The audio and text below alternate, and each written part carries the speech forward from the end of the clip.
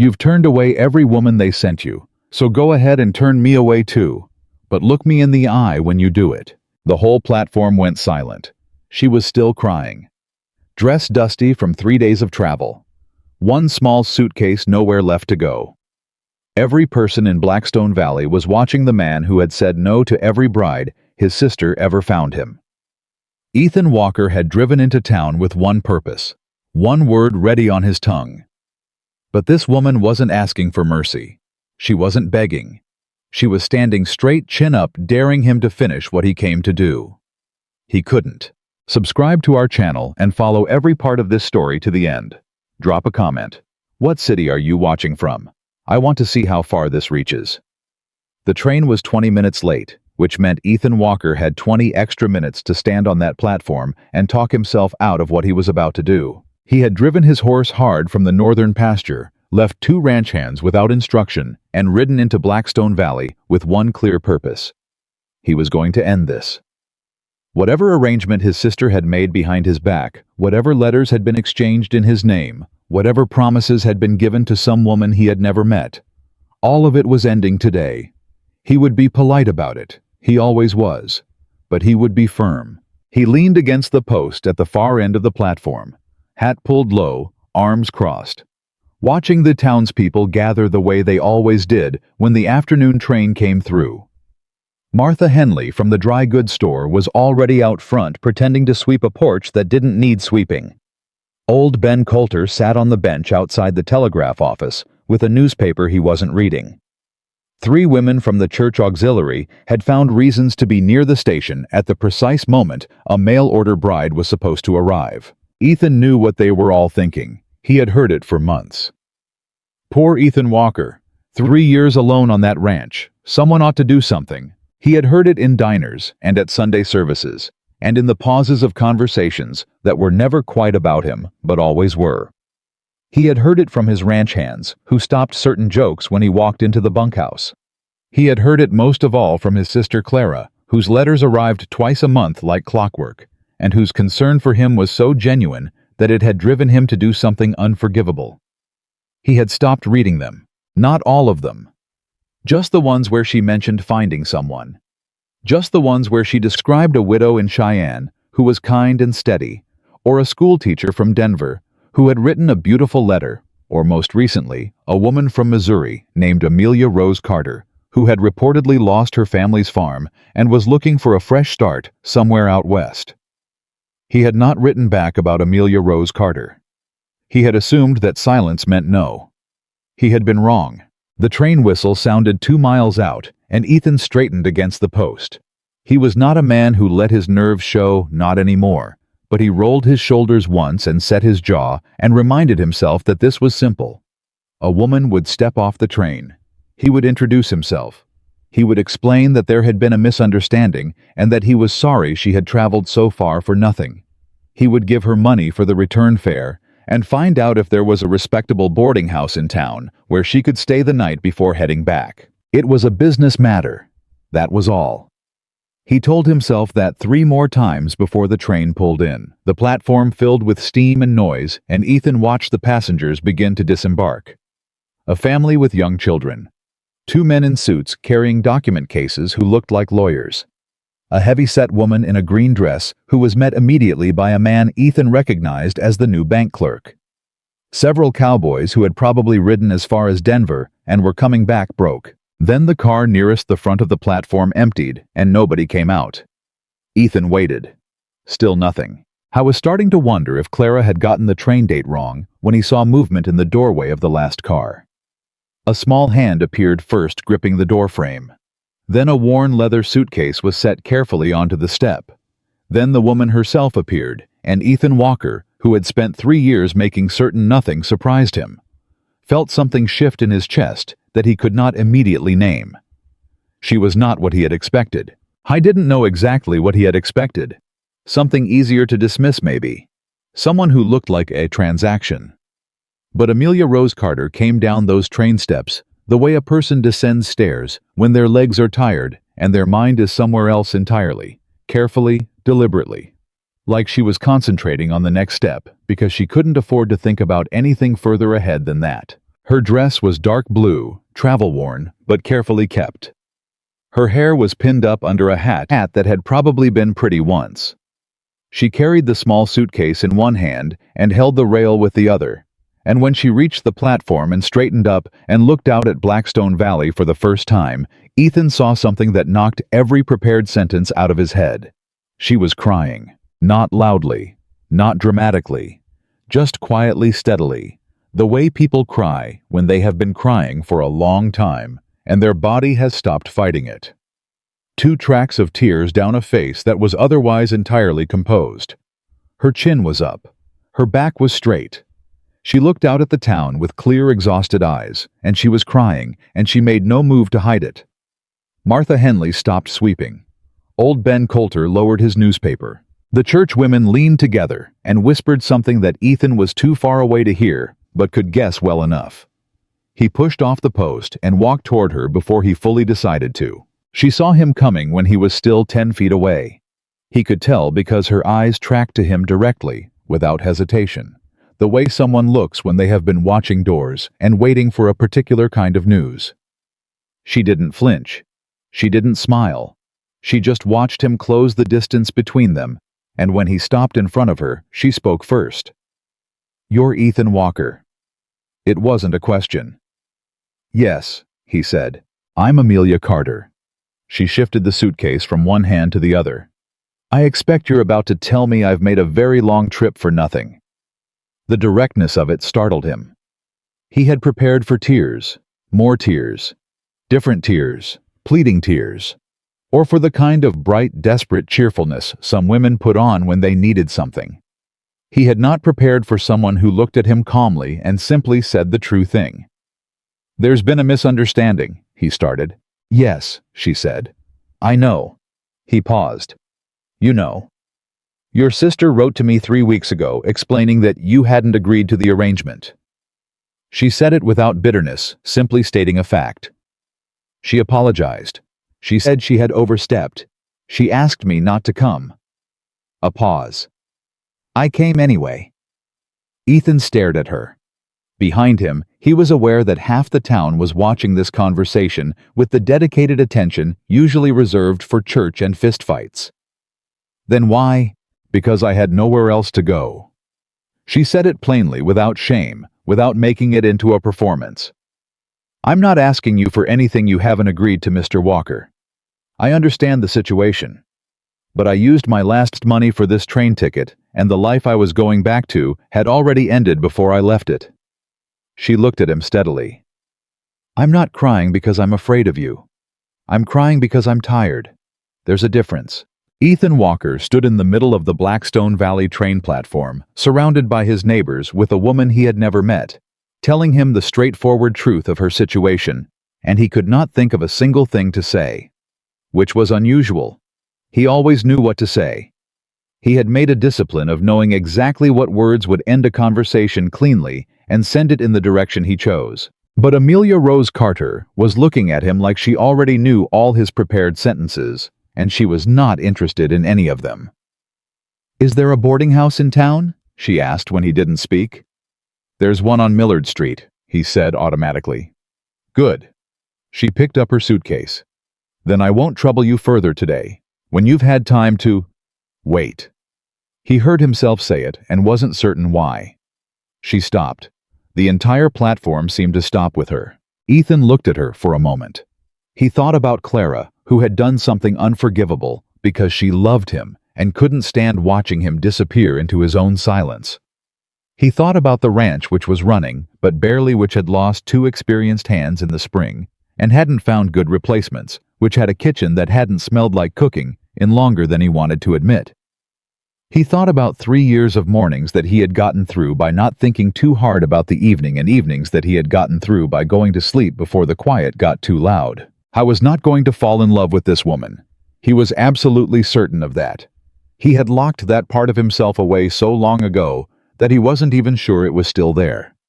But she had nowhere to go, and it was getting cold, and he had 6 empty rooms in a house he barely lived in. "The boarding house isn't much," he said. "You'd be better off at the ranch tonight at least, until you figure out your next step." She looked at him for a long moment. That's not the same as agreeing to any arrangement. No, he said. It's not.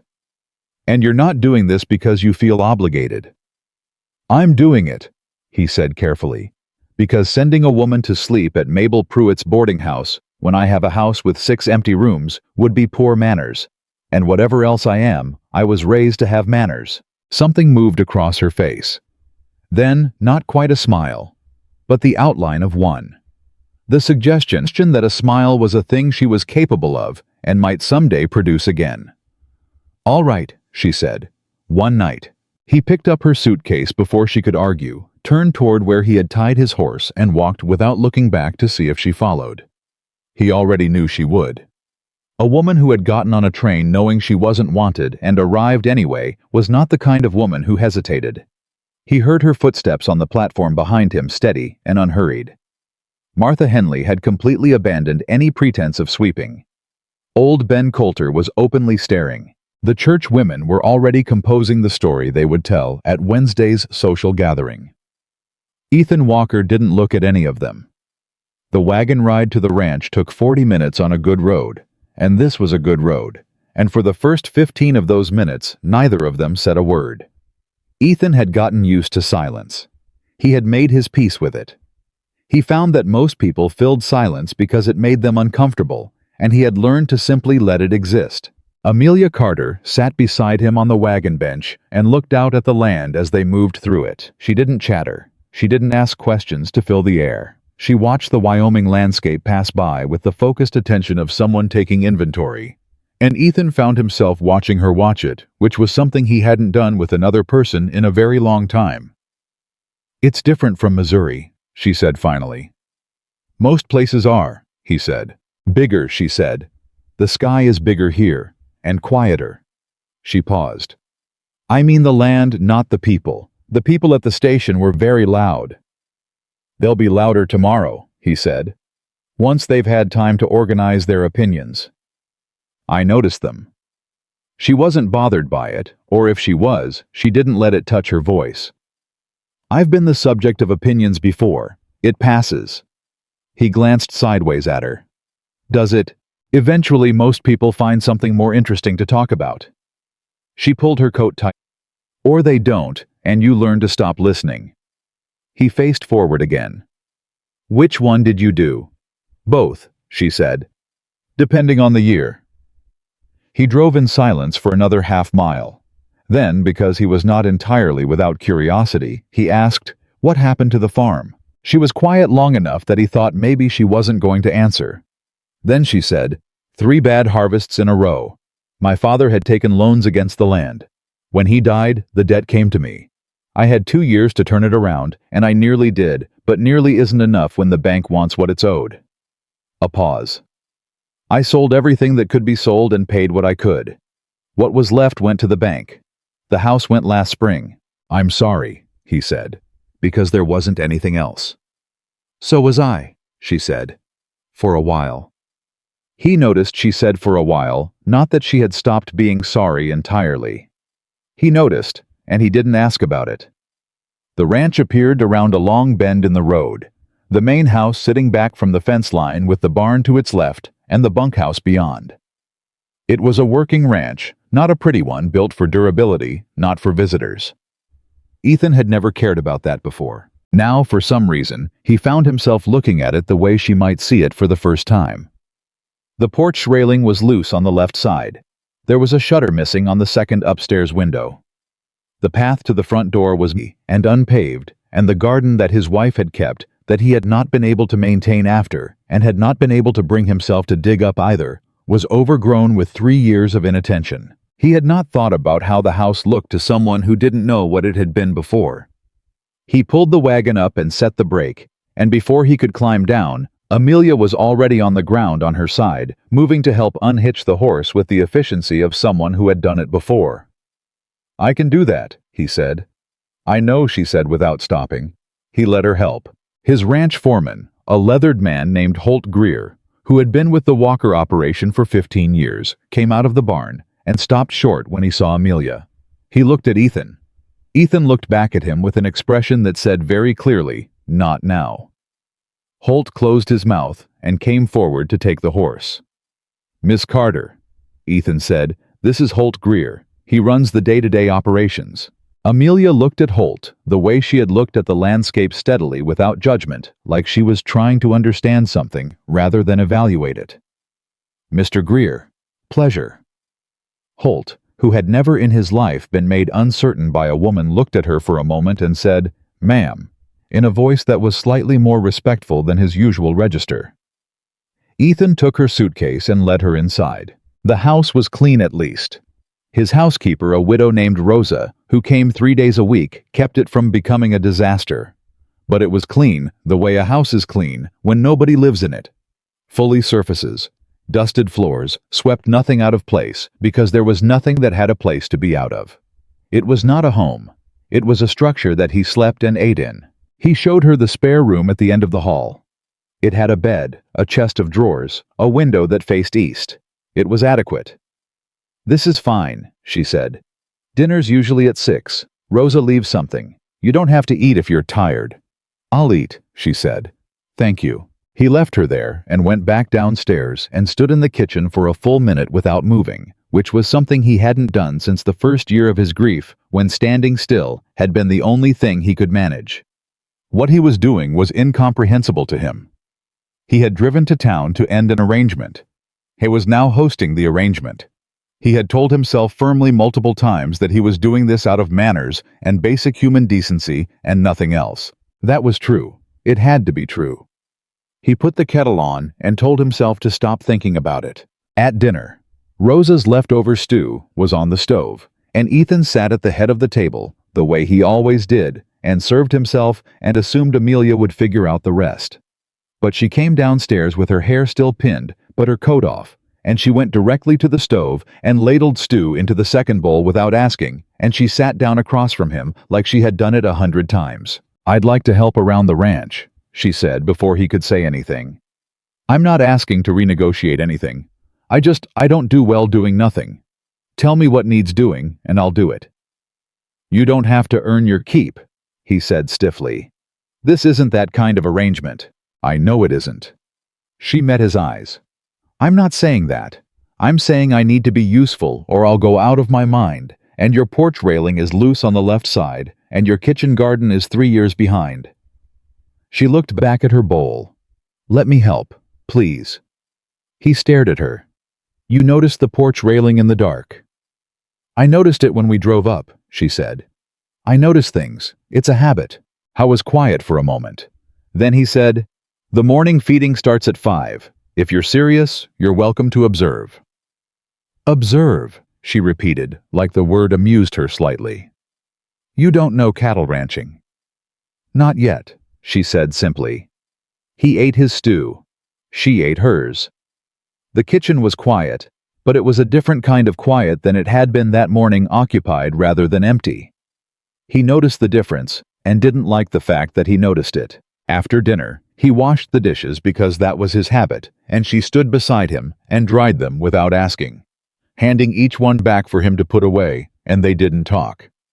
He went to bed early the way he always did.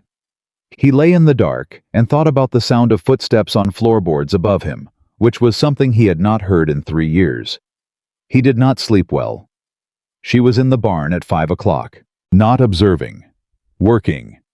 She had already figured out which stall held which horse and which one needed the most careful handling, and she was doing it with the focused competence of someone who had grown up on a farm and still had the instincts for it, even if the scale was different. Holt Greer stood at the barn door and watched her for a moment before he noticed Ethan standing beside him. He lowered his voice.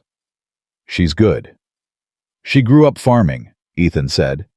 "Not the same as cattle." "No," Ethan agreed. "But she'll learn." Holt was quiet for a moment. "You keeping her?" That's not the word I'd use." "It's the word the boys will use," Holt said. Ethan walked away from that conversation. By the end of the first week, Amelia had learned the name of every horse, had memorized the morning and evening feeding schedule, had rehinged the loose gate on the south pasture that had been bothering Ethan for 2 months, and had started quietly, systematically reviving the kitchen garden. She didn't announce any of this. She didn't ask for acknowledgement. She simply got up in the morning and found the next broken thing and fixed it the way a person does when work is how they cope with everything that can't be fixed. Ethan told himself he was noticing this the way any employer would notice a capable worker. He told himself that every morning when he looked up from his accounts and found himself watching her cross the yard. He was not entirely convincing himself. On the 9th morning, he found her at the kitchen table before he came down. She had a ledger open in front of her, not his ledger. He hadn't shown her the ledger, and she was going through a stack of receipts and invoices that had piled up in the desk drawer he never quite got around to. He stopped in the kitchen doorway. "Those are my accounts," he said. She looked up without guilt. "Yes. Holt said they hadn't been reconciled in 4 months and that you'd been paying interest on a supplier account that was actually already settled. I found the original receipt." She held it up. "You're owed $42 back from Henderson's." Ethan crossed the kitchen and looked at the receipt she held. Then he looked at the ledger, which she had reorganized into a format he could actually follow. "How do you know bookkeeping?" he asked. "My father taught me," she said. "When he got sick, I kept the farm accounts for 2 years. It's not so different from any other kind of accounting." She closed the ledger and set it neatly on the table. "I should have asked before going through your papers. I'm sorry for that." "You found me $42, he said.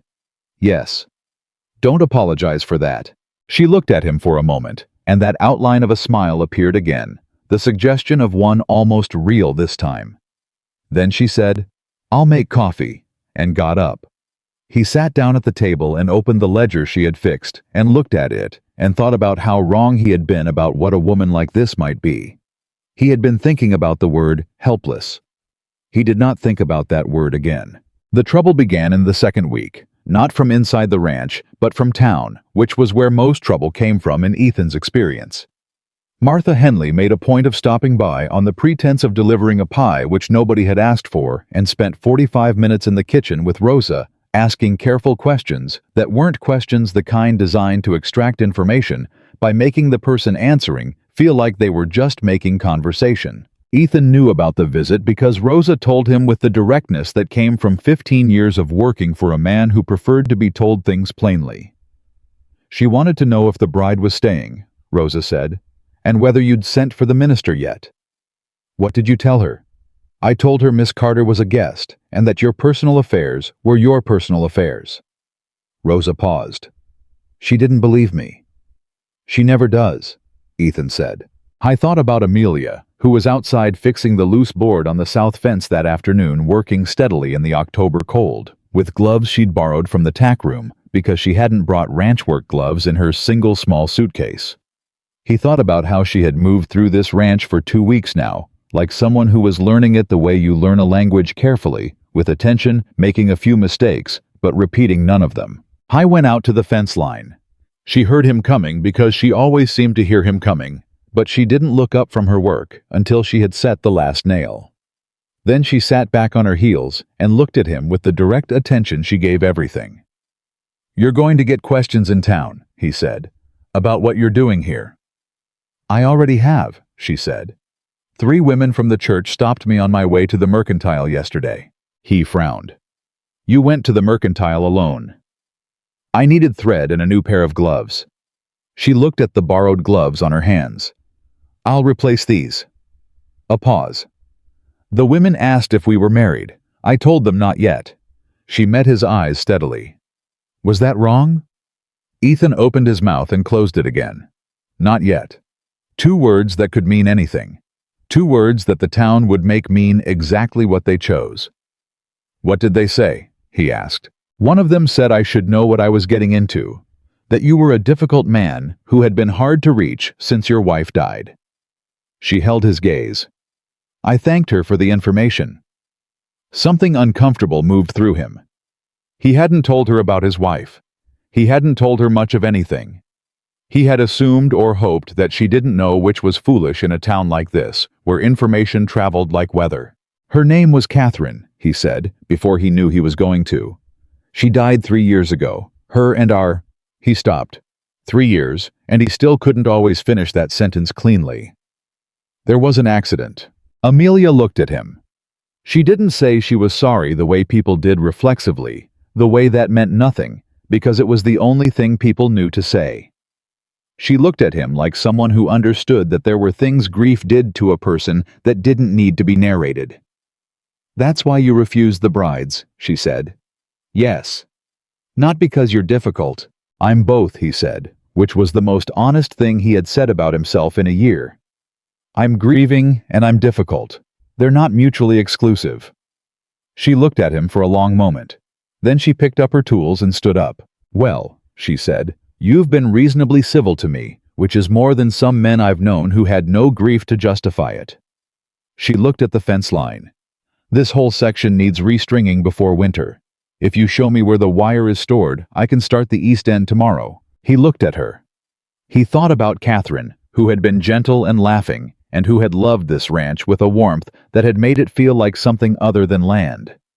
He thought about how different this woman was, not better or worse, but entirely herself. This woman who fixed ledgers and fences and garden beds without ever asking to be noticed.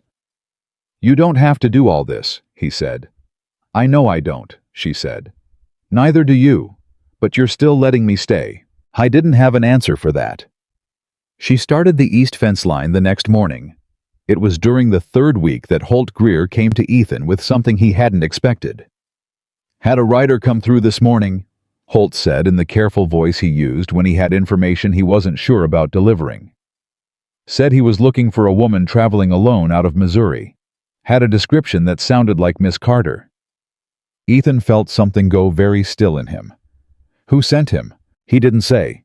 Paid for a meal at the diner and asked his questions and left. Holt paused. "I didn't tell him anything." "Good," Ethan said. "Might be nothing," Holt said. "Might be," Ethan agreed. He went inside and found Amelia at the table going through the month's invoices, which had become a task she had absorbed so naturally that he had stopped thinking of it as something she had taken on rather than something that belonged there. He pulled out the chair across from her and sat down. She looked up and immediately knew something was wrong. He had learned that about her. She read shifts in atmosphere, the way ranchers read weather accurately and early.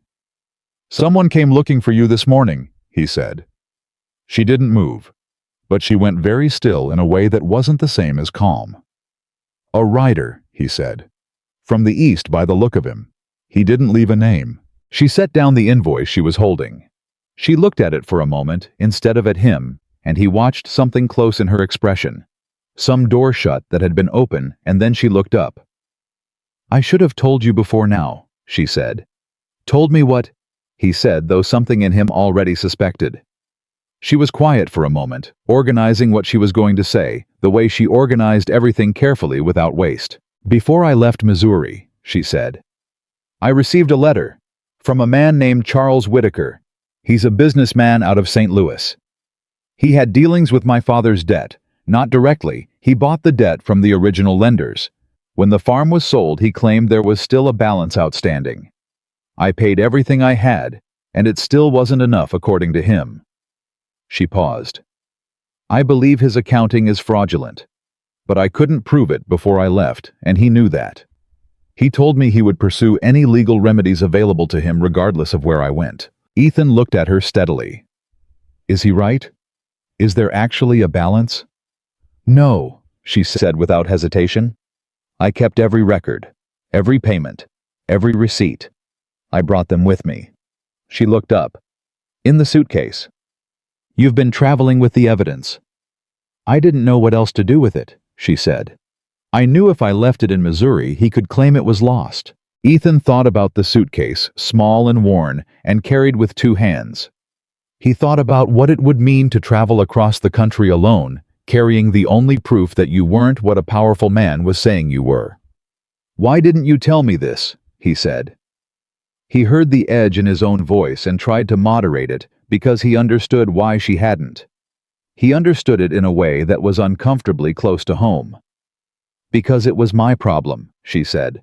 "It's on my ranch now," he said. "That's my point," she said. "It shouldn't be on your ranch. You didn't ask for any of this." "Neither did you," he said. She looked at him, and he saw it what he recognized, because he knew it from the inside, from 3 years of living inside it. The particular exhaustion of carrying something heavy alone. Not because you don't want help, but because asking for help is the thing you can't quite make yourself do. The pride and the fear and the conviction that your trouble is your own burden, and nobody else should have to lift it. He thought she is doing the same thing I did. I thought, and I spent 3 years watching it hollow me out from the inside. Charles Whitaker will not come onto this ranch and conduct his business without a response, Ethan said. I want you to understand that. She looked at him. This isn't your problem, too. You said that already, he said. I heard you the first time. He met her eyes. I'm telling you that this is now also my problem because you are a guest on my ranch, and that means something. It doesn't mean marriage. It doesn't mean promises. It means I am not going to stand on my own property and watch a woman be bullied by a St. Louis businessman with fraudulent accounts. She was quiet for a long time. Then she said quietly, All right. The records you brought, he said. I'd like to look at them. You know accounting. I know enough, he said. And I know Judge Harlan Pryor in Cheyenne, who knows considerably more than both of us. He paused. May I see them?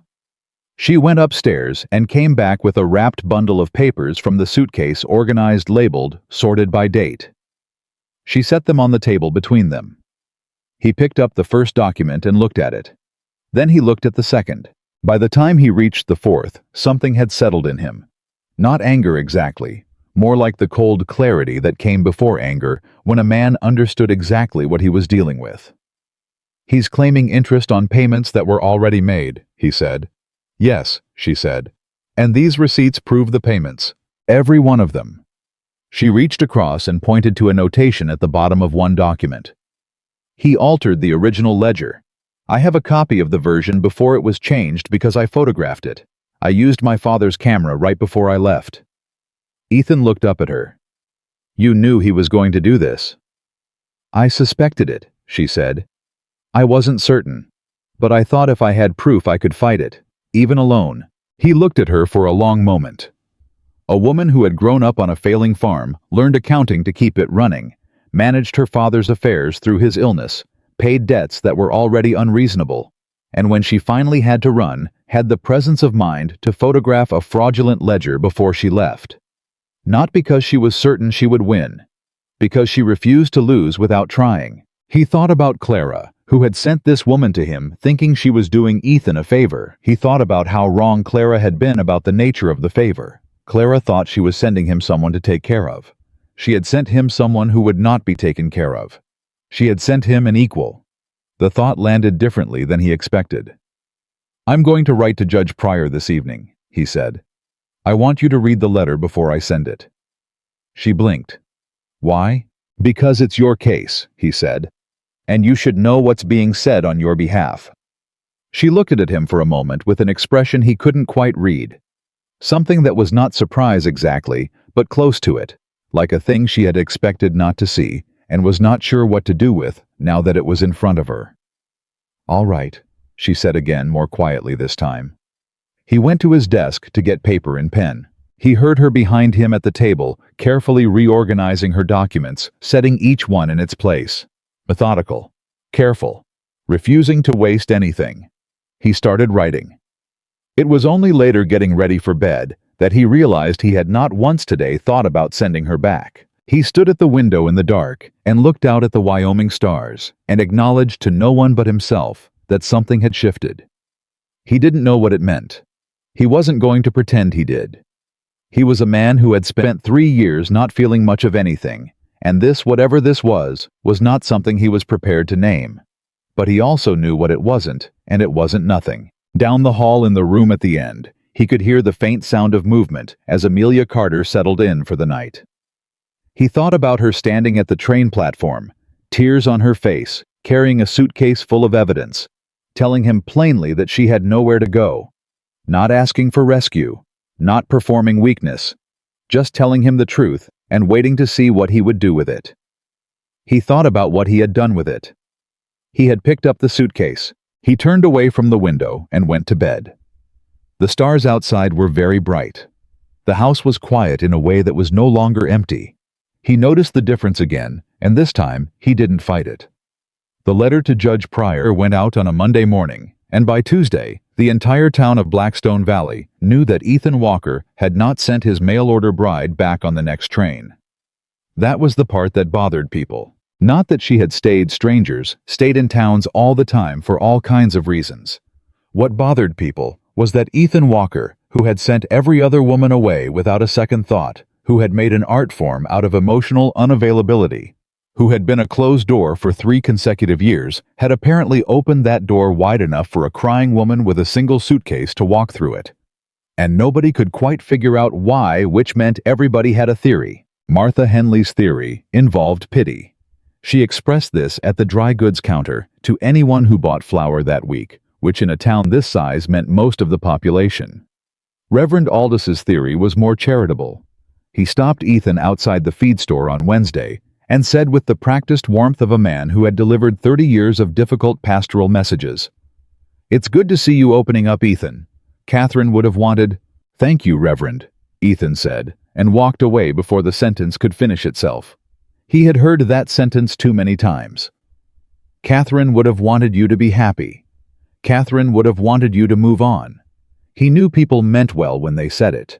He also knew they said it because it made them comfortable, not because it had anything to do with Catherine, who had been a specific woman with specific opinions, and not a general principle to be applied to his future. He did not share this view with the Reverend.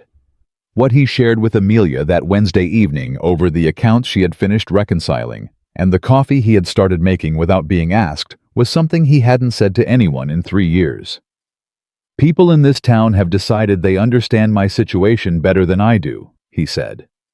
She looked up from a column of figures she was adding. "What are they saying? That I kept you because I need someone to manage the house. That I feel sorry for you.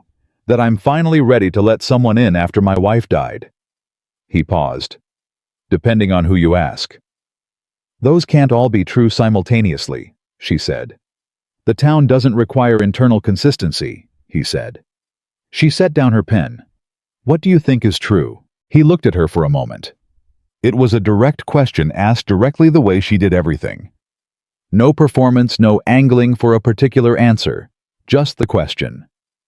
"I think," he said slowly, "that I invited you to stay because I didn't like the alternative. And I've kept you here because you're competent and because you haven't asked me for anything I wasn't willing to give." He paused again. "And because the house is different with someone in it." She was quiet for a moment. Then she said, "Different how?" "Less like a place I'm just passing through," he said. She looked at him with an expression he was getting better at reading, the one where something moved across her face that she didn't quite decide to show and didn't quite manage to hide. Then she picked up her pen. "The Henderson reimbursement came through," she said.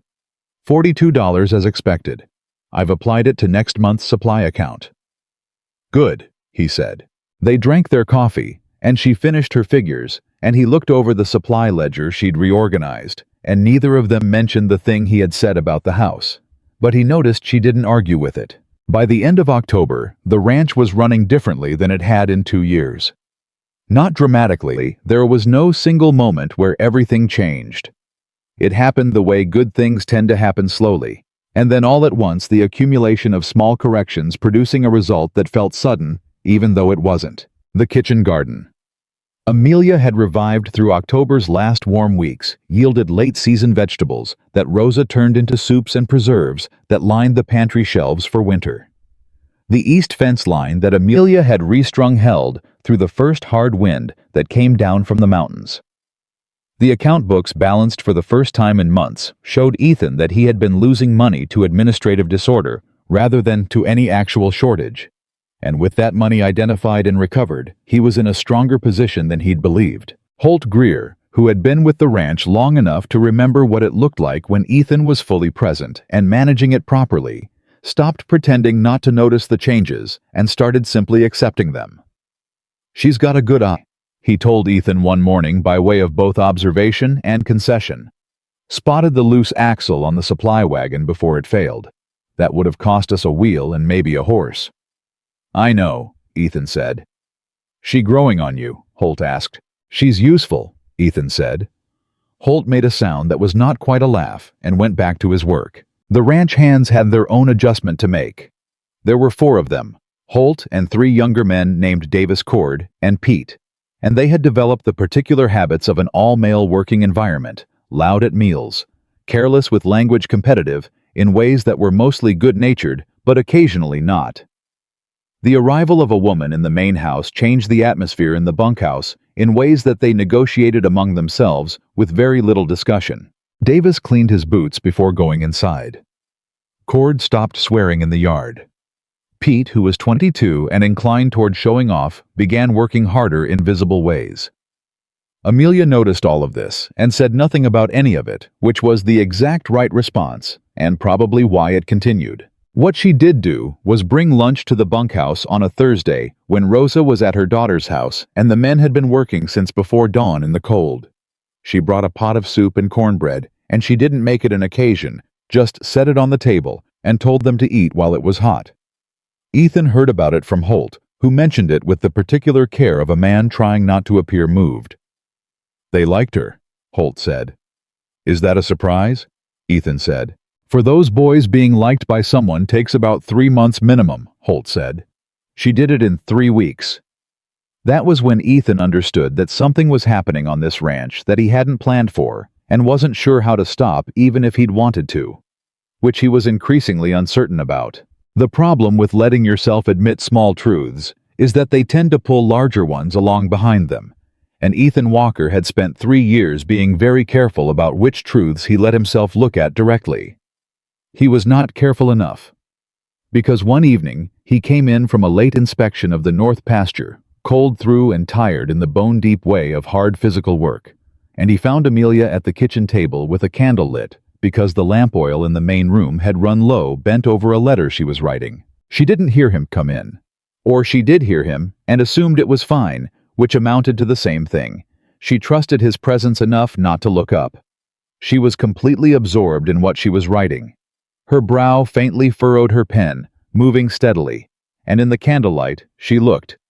He didn't let himself finish the thought. He made enough noise on the threshold that she looked up. "Late," she said. "North pasture," he said. "There's a section of fence I want to address before the next storm." "I'll add it to the list," she said. She had a list. Of course she had a list. She'd started it in the 2nd week, a running inventory of repairs and improvements and tasks that needed doing, prioritized by urgency. He had looked at it once and felt simultaneously grateful and unsettled because she had noticed things he had stopped seeing, because he had gotten used to them being broken. He hung his coat and went to the stove to warm his hands. "Who are you writing to?" "My cousin in Illinois," she said. She was worried when she heard I'd left Missouri. "I've been meaning to write for 3 weeks." Is she the kind of worry who'll send someone, or the kind who'll just worry? Amelia considered this. The second kind.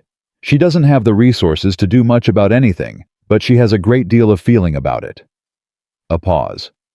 "She'll be relieved I'm safe. She doesn't know where you are." "She knows the direction," Amelia said. "Wyoming was as specific as I could be when I left.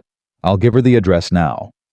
She said it without drama, but Ethan heard what was under it, that when she had left Missouri, she had not known where she would end up. That she had traveled west on faith that something would resolve itself with no clear destination. I thought about that level of uncertainty and what it would cost a person to move through it without falling apart. "You could have told her you were coming here," he said.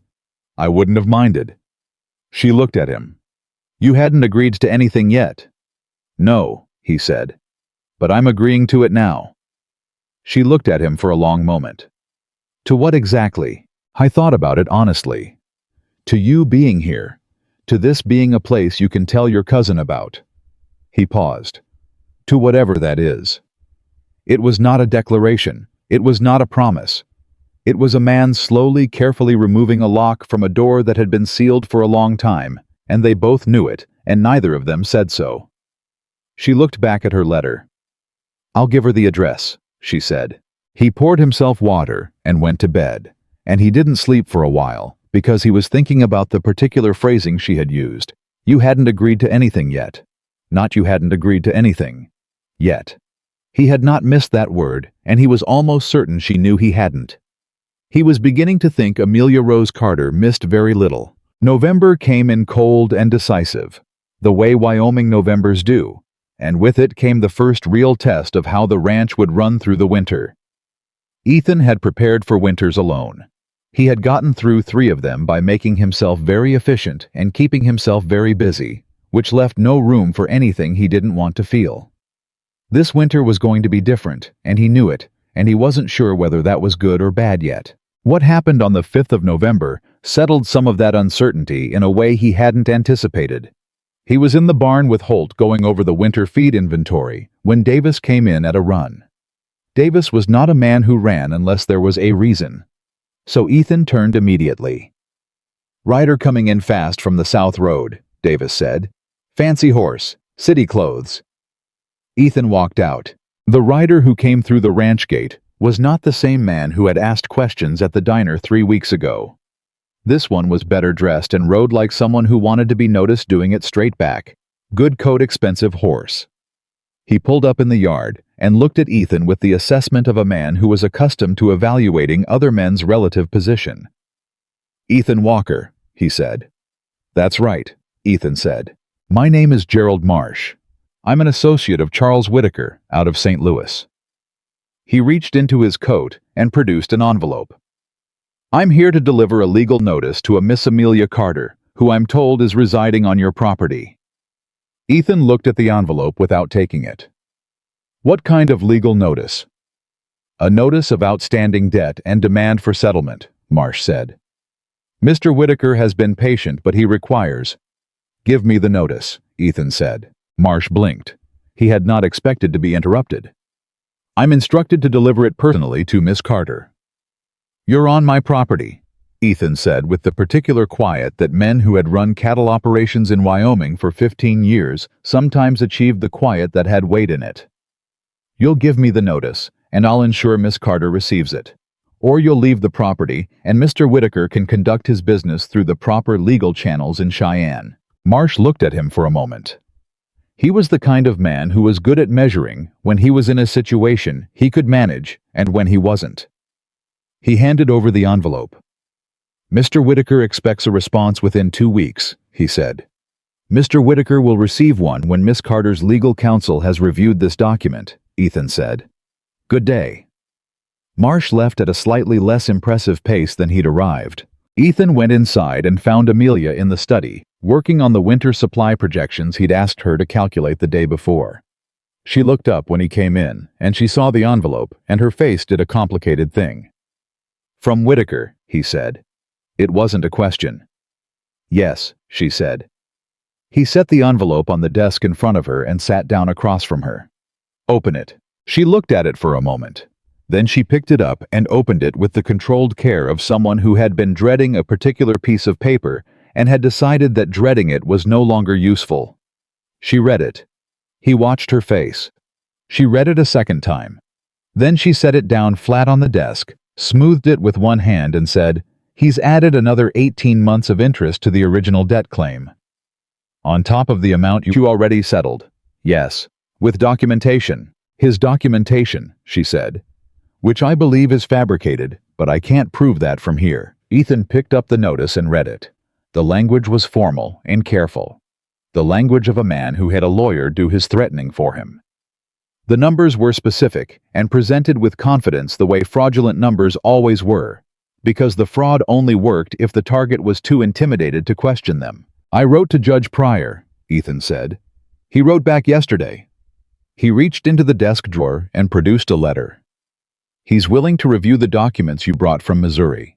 He says if the original ledger photograph is as clear as I described, there's a case for document fraud under territorial law." Amelia looked at the letter. Then she looked at Ethan.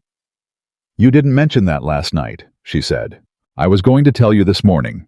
Then Marsh showed up. He paused. "But this," he gestured at the debt notice, "this actually helps us. Every time Whitaker files a new claim with new numbers, he creates another document that can be examined against the originals." "He's not going to stop," she said, "even if we fight this claim." "No," Ethan agreed. Men like Whitaker don't stop because one strategy fails. They adjust. He looked at her steadily.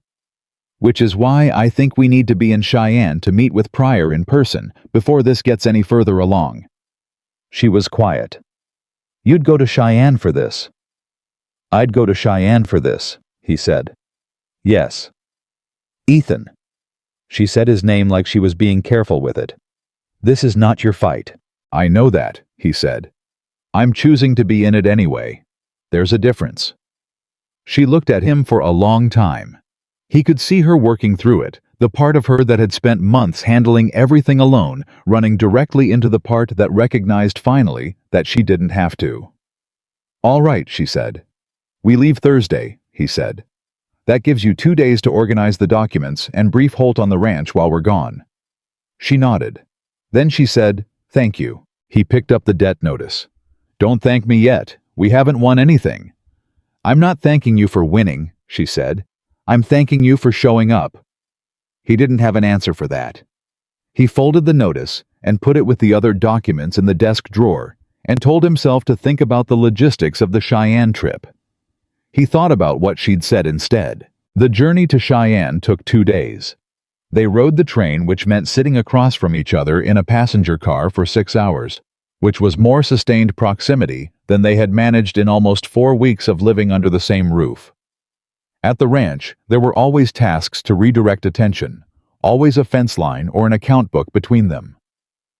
On the train, there was just the movement of the landscape outside, and the rhythm of the rails, and the fact that they were both there. For the first 2 hours, they talked about the case. Ethan had questions about the original debt structure, and Amelia had answers precise and documented, and he was impressed all over again by how thoroughly she understood every detail of her own financial situation, how carefully she had tracked it from the first loan to the final disputed payment. Then they exhausted the case and were quiet for a while, and then Amelia said, "Tell me about Catherine." He had not expected that. She held his gaze not with aggression, but with the particular honesty she applied to everything. "You don't have to," she said. "But you've been carrying her in the room with us since I arrived, and I think maybe it's easier to carry things out in the open." He looked out the window for a moment. "She was from Virginia," he said. "She came west with her family when she was 17. I met her at a church social in Laramie when I was 23, and I knew inside of 10 minutes that I was done looking." He paused. "She was funny. People don't always remember to say that about women they've lost. They remember the beautiful things, the kind things." Catherine was also funny. She had a dry sense of humor that she only showed around people she trusted. "Did she love the ranch?" Amelia asked. "She loved what the ranch could be," he said. "She was always seeing past what it was to what it might become. New plans always. A bigger kitchen garden, more cattle, maybe a small apple orchard to the east." He stopped. "I started the kitchen garden because she wanted one." Amelia was quiet for a moment. "I wondered," she said softly, "about the garden. Why it was there at all, given everything else." "I couldn't dig it up," he said, "and I couldn't maintain it, so it just stayed. And then I came along and started growing things in it," she said. He looked at her. "Yes." She met his eyes without flinching. "Is that all right? I should have asked." "It's all right," he said. He meant it. He was surprised that he meant it, but he did. "She'd have wanted it used." Amelia nodded, then carefully, "What happened to her?" "Winter of '82, he said. "Ice on the North Road. The wagon came off the edge." He said it cleanly, which was the only way he could say it now. 3 years of practice at delivering the sentence without letting it take him apart. She was 7 months along. Amelia didn't say she was sorry. She had already done him that courtesy once. Instead, she said quietly, "And you closed." "And I closed," he said. "Who helped you?" The question surprised him. "What do you mean?" "After," she said. "Who was there?" He thought about it. Clara, frantic with worry, and too far away. Holt, who had kept the ranch running when Ethan had been barely functional for 3 months. Rosa, who had cleaned the house and left food, and never once forced him to talk about any of it. "People were there," he said. I didn't let them help. No, she said. You wouldn't have. He looked at her. You say that like you know me. I know the pattern, she said simply. I've done the same thing. She looked out the window. When the farm started failing, people offered. Neighbors, church people. And I kept saying I was managing, I was fine. I had it under control. Because asking for help felt like admitting I'd failed somehow. A pause. It's a pride thing. And a fear thing. Fear that if you let someone close enough to help, they get close enough to see all of it. And then they leave anyway. I was quiet for a moment. And they do sometimes, he said. Leave. Yes, she said. They do. The train moved through open country, and neither of them spoke for a while, and it was the most honest silence Ethan Walker had sat in since he couldn't remember when. Judge Harlan Pryor was a small, sharp-eyed man in his 60s who had seen enough of the territorial legal system to be neither surprised nor impressed by very much. He received them in his office in Cheyenne with the businesslike warmth of a man who respected preparation, and Amelia's preparation clearly impressed him. She laid out the documents herself. Every payment receipt labeled and dated. The original loan agreement. The copy she had made before leaving. And the photograph of the ledger, slightly small, slightly dark at the edges, but clear enough to show what it showed. Pryor put on his reading glasses and looked at the photograph for a long time. Then he looked at the current version of the ledger entry that Marsh had included in the debt notice. The figures don't match, he said. No, Amelia said. And this photograph was taken before you left Missouri. The week before, she said. My father's camera. I have the negative. Pryor looked at her over his glasses with an expression that combined professional assessment with something that might have been respect. Miss Carter, do you understand that this constitutes evidence of document fraud under territorial law? I believe it does, she said. Yes. Mr. Whitaker has powerful associates in St. Louis. Pryor said not as a warning, but as a fact. This will not be resolved quickly. I know, she said, but it can be resolved. Pryor looked at Ethan. You're vouching for Miss Carter. I'm supporting her case, Ethan said. She's more than capable of vouching for herself. Pryor looked at Amelia again, and something in his expression shifted a small recalibration, the kind a person makes when they realize they've been looking at something wrong and can now see it correctly. I'll take the case, he said. They had dinner in Cheyenne that evening at a respectable hotel dining room because the return train didn't leave until morning, and they sat across from each other and ordered food, and Amelia was visibly lighter than she had been since she stepped off the train in Blackstone Valley.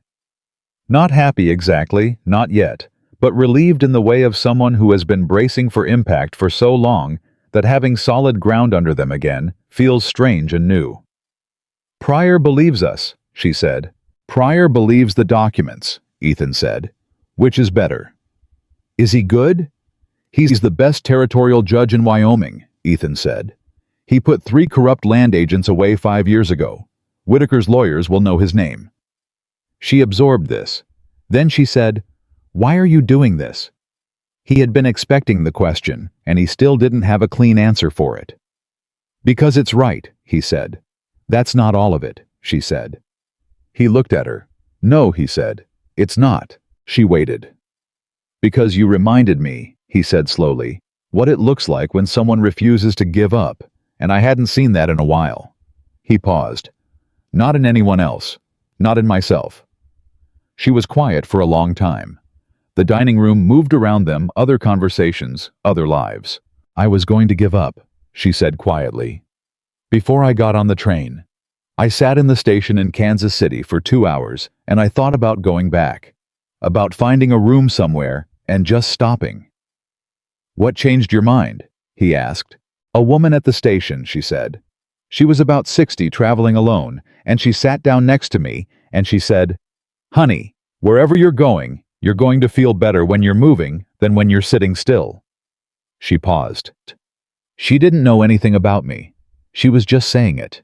But it was exactly the right thing. He thought about a woman in a train station saying the exactly right thing to a stranger. He thought about how close it had come to not happening. I'm glad you got on the train, he said. She looked at him.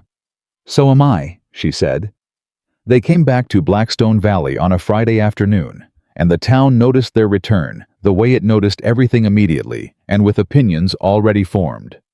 They had been gone 2 days, and the theories about the nature of their trip to Cheyenne were already in circulation before they got off the train. Ethan didn't hear most of them directly. He heard them the way he heard most town gossip, which was at a delay, and through Holt, who operated as an unwilling but effective news relay. People are saying you went to Cheyenne to get married without telling anyone, Holt said that same Friday evening. People are wrong, Ethan said. I know that, Holt said. I'm just telling you what they're saying. Tell them we went on legal business, Ethan said. I did. They think that's a cover story. Holt paused. Also, a man came by while you were gone. Not Marsh, different man. Asked if you were in and when you'd be back. Ethan went still. What did you tell him? Told him you were away on business, and I didn't know when you'd be back, Holt said. He left a card. He produced it from his shirt pocket. Ethan looked at the card. It said in embossed letters, Charles Whitaker Enterprises, St. Louis, Missouri. Not an associate this time. Whitaker himself. He was in Wyoming. Ethan turned the card over. On the back in a neat hand, and I'll be at the Grand Hotel in Blackstone Valley through the 15th. I suggest we speak before the matter proceeds to the courts. He read the card twice. Then he went inside and found Amelia. She read it once. She was quiet for a moment. Then she said, He came himself. He came himself, Ethan confirmed. That means he's worried, she said. About the documents. It means he's heard that Pryor is involved, Ethan said. And he wants to settle before it goes further. She set the card down on the table. He could see her thinking, sorting through it the way she sorted everything methodically, looking for the shape of what it meant. He'll offer a settlement, she said. Something that looks generous but still requires me to acknowledge the debt. Yes, Ethan said. And if I acknowledge it even partially, it undermines the fraud case. Pryor warned me about that possibility on the way out, Ethan said. He said to make no agreements and sign nothing without his involvement. So we don't meet with Whitaker, she said. We refer him to Pryor, Ethan said. And we let him figure out that the game he was counting on has already changed. She looked up at him. There was something in her face that had not been there when she stepped off the train, a steadiness that was not the brittle kind, not the kind that comes from having nothing left to lose, but the real kind, the kind that comes from having something solid at your back. He wondered when that had happened. He wondered if she knew that he had noticed. Ethan, she said. Yes, whatever happens with the case. She stopped, started again. I want you to know that I understand the position you're in. If this becomes a public dispute and Whitaker involves the town. He'll try to involve the town, Ethan said. Men like him always do. They turn financial disputes into character questions because it's harder to fight a reputation than a ledger. And your reputation, my reputation, he said, has survived 3 years of people thinking I was a broken man who couldn't love anyone. I think it can survive being on the right side of a fraud case. He paused. Don't make me tell you again that this is a fight I'm choosing. She looked at him for a long moment. All right, she said, for what felt like the 100th time since she'd arrived. But the way she said it was different now. Not resigned, not grateful, just decided. The way people sound when they've made up their mind and are done second-guessing it. He went to write the letter to Pryor. Amelia stayed at the table with the card face down in front of her, and she was thinking about the woman at the Kansas City train station who had said the exactly right thing, and about a Wyoming ranch she had arrived at in tears, and had somehow, without planning it, begun to call home. That night, for the first time since she'd arrived, she didn't cry herself to sleep. She lay in the room at the end of the hall and listened to the wind coming off the mountains and the sounds of a working ranch settling into the cold night, and she thought about everything that was still uncertain and everything that was slowly beginning not to be. Down the hall, she heard Ethan moving around in his room, the particular sound of a man getting ready for bed in a house he knew well, a sound she had gotten used to without meaning to. a sound that had without ceremony become part of what the night sounded like. She closed her eyes. Outside, Charles Whitaker was sitting in a hotel room in Blackstone Valley, reading a telegram from his lawyer that told him Harlan Pryor had taken the case. He read it twice. Then he sat very still for a very long time.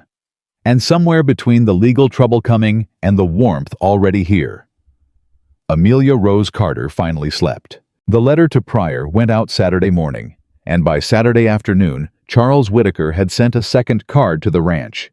This one had no message on the back, just his name and the hotel and the date the 15th underlined twice.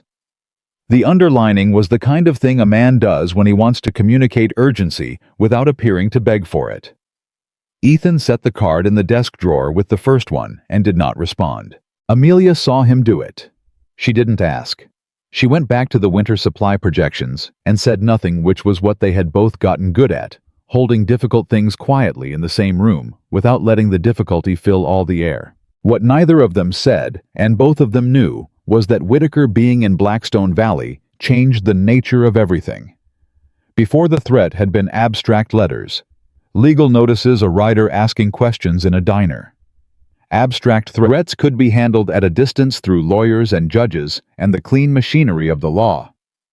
But a man sitting in the Grand Hotel 4 miles from the ranch was not abstract. He was present.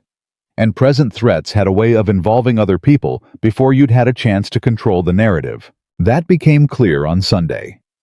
Church was not something Ethan attended regularly, but he attended enough that his absence was noticed and his presence was noted. He went that Sunday because not going would have been its own kind of statement, and he was not in a position to make statements he couldn't fully support. He went alone because he didn't think taking Amelia into that particular social environment while Whitaker was in town was sensible, and he told her so on Saturday evening. She had looked at him steadily across the kitchen table and said, "You're trying to protect me from the town." "I'm trying to keep the situation from escalating unnecessarily," he said. "Those are the same things," she said. Maybe he allowed. "But one of them I can defend without sounding like I think you need protecting." She had considered this for a moment. Then she said, "All right, go to church. But if they say anything worth knowing, tell me." "I'll tell you everything," he said. He hadn't realized until he said it how much that was a departure from how he usually operated, which was to tell people as little as possible about anything. He noticed it. He wasn't sure she did. Church was interesting. Whitaker was there. Ethan saw him from across the room before the service started. A man in his mid-50s, broad through the shoulders, well-dressed in the studied way of men who want their clothing to communicate power without quite crossing into ostentation. He had a companion with him, a younger man who was probably a secretary or a lawyer, and he sat in the third pew on the right side, which was where newcomers sat when they wanted to be seen without presuming familiarity. He looked at Ethan once directly across the full width of the church. It was not a hostile look. It was worse than hostile. It was assessing the look of a man taking the measure of an obstacle. Ethan looked back at him without expression and found his usual seat. Reverend Aldis's sermon was about forgiveness, which felt pointed in retrospect. After the service, when the congregation milled outside in the cold, Whitaker made his way toward Ethan with the casual momentum of a man who had decided where he was going and expected the path to open for him. And it did, because people stepped aside for men who moved that way, which was probably what Whitaker was counting on. "Mr. Walker," he said, extending his hand. "Charles Whitaker, I believe you received my cards." Ethan shook his hand because refusing to would have been spectacle. "I did." "I'd hoped we could speak before this becomes any more complicated," Whitaker said. His voice was the voice of the boardroom, smooth, reasonable, calibrated. "Miss Carter's situation is genuinely unfortunate. I hold no personal ill will toward her, but the debt is a matter of record and—" "Mr. Whitaker," Ethan said, keeping his voice exactly level. "Miss Carter's legal counsel has advised against any discussion of the case outside of formal proceedings. I'm sure your lawyers explained why." Whitaker's reasonable expression didn't change, but something shifted just behind his eyes. "I had hoped to resolve this informally. Courts are expensive and slow and rarely satisfy anyone. They do tend to produce records, though, Ethan said. Official ones that are difficult to alter after the fact. The pause that followed was exactly the right length, long enough to communicate that both men understood what had just been said, short enough for Whitaker to recover smoothly. I see Miss Carter has found herself a capable advocate, Whitaker said. I hope she understands that my patience has limits. I'll pass that along, Ethan said. He turned and found Martha Henley at his elbow, which was not a coincidence. Martha had positioned herself within earshot with the practiced ease of someone who had been doing it for 40 years. Interesting man, she said, watching Whitaker move away. That's one word, Ethan said. He introduced himself to the Reverend before the service, Martha said. Said he was a businessman visiting on a matter of some local concern. She paused with the precision of someone delivering information they know you need. He told the Reverend that Amelia Carter left Missouri owing money to half the county. Ethan went still. That's not accurate, he said. I know it's not accurate, Martha said with a firmness that surprised him. I may like to talk Ethan Walker, but I also know when someone's telling a story, and when they're telling the truth, and that man was telling a story. She looked at him. What's really going on? Ethan looked at her for a moment. Martha Henley was a gossip, but she was also in the particular way of people who listened to everyone, someone who understood things quickly when she chose to. And she was offering something right now, not nosiness, but alliance, which was a different thing. Whitaker is trying to collect a debt that doesn't exist, Ethan said carefully. Amelia has documentation that proves the debt was settled. It's in front of a territorial judge. Martha absorbed this. He's here to pressure her before the judge rules. That's my assessment. She was quiet for a moment. Then she said, she'll need the town behind her. The town, Ethan said, tends to believe the person it's talking to most recently. That's generally true, Martha said, which is why it matters who talks to them first. She looked at him with the blunt directness that was actually one of her most useful qualities when it wasn't turned against you. You've been very private, Ethan. Private men lose these situations because they don't fight for perception until it's already gone. He thought about Amelia at the kitchen table, not going to church today, because he'd been trying to protect her. He thought about Whitaker, who had used the exact same morning to introduce himself to the Reverend and plant a story about a woman who owed money to half of Missouri. He had made a tactical error. He saw it very clearly. Thank you, Martha, he said. She looked mildly startled at the directness of the thanks. Well, she said, and adjusted her hat and went to find someone else to talk to. He drove back to the ranch with that conversation sitting in him like a stone, and he walked into the kitchen where Amelia was making coffee and said, I made a mistake this morning. She turned and looked at him. He told her everything, Whitaker at the church, the conversation, what Martha had said. He left nothing out. She listened to all of it without interrupting. When he finished, she was quiet for a moment, and then she said, He's fast. Yes. He's been planning this since before he came to Wyoming. She set down her coffee cup. He knew Pryor would make the legal route difficult, so he's doing this instead, making it a social case instead of a legal one. If enough people in this town believe I'm a debt-skipping woman who threw herself at a widower for security, then even if Pryor rules in your favor, you've lost the ground you're standing on. Ethan finished. Yes. She looked at him levelly. And you lose the respect of your community, which matters for a rancher in ways a legal judgment can't fix. He had thought about that. He hadn't said it. She'd gotten there herself. So we stop being private, he said. Tell me what you're thinking, she said. There's a community supper at the Grange Hall next Friday, he said. Every family in 20 miles attends. I'm going. And I'd like you to come with me. She looked at him. As what? As the person who has been running my accounts and fixing my fences and reviving my kitchen garden for the past 6 weeks, he said. As someone this town should know before someone else tells them who she is. She considered this. He could see her weighing it, the exposure against the alternative, the risk of being looked at against the certainty of losing ground she hadn't defended. All right, she said. And between now and then, he said, I'd like to invite Holt and the boys to have supper in the main house. I should have done that weeks ago. It'll matter that they're seen to consider you part of the operation. She looked at him with something that was almost amusement. You're thinking like a strategist. I'm thinking like a rancher who doesn't want to lose his territory, he said. It's the same skill set. She almost smiled. Not quite, but almost. The following days moved with the compressed urgency of a situation that was changing faster than anyone could fully track, and Ethan felt the pressure of it at every hour. Whitaker was still at the Grand Hotel, and he was not idle. He had conversations in the barber shop, at the feed store, at the diner. Careful conversations that a man with practice could have without seeming to campaign, the kind where you simply presented yourself as reasonable and let your version of events settle into the room after you left. Ethan heard about each one through the network of information that every small community maintains, whether it admits to or not. Holt reported what the ranch hands heard from men they knew in town. Rosa told him what the women at the market were saying.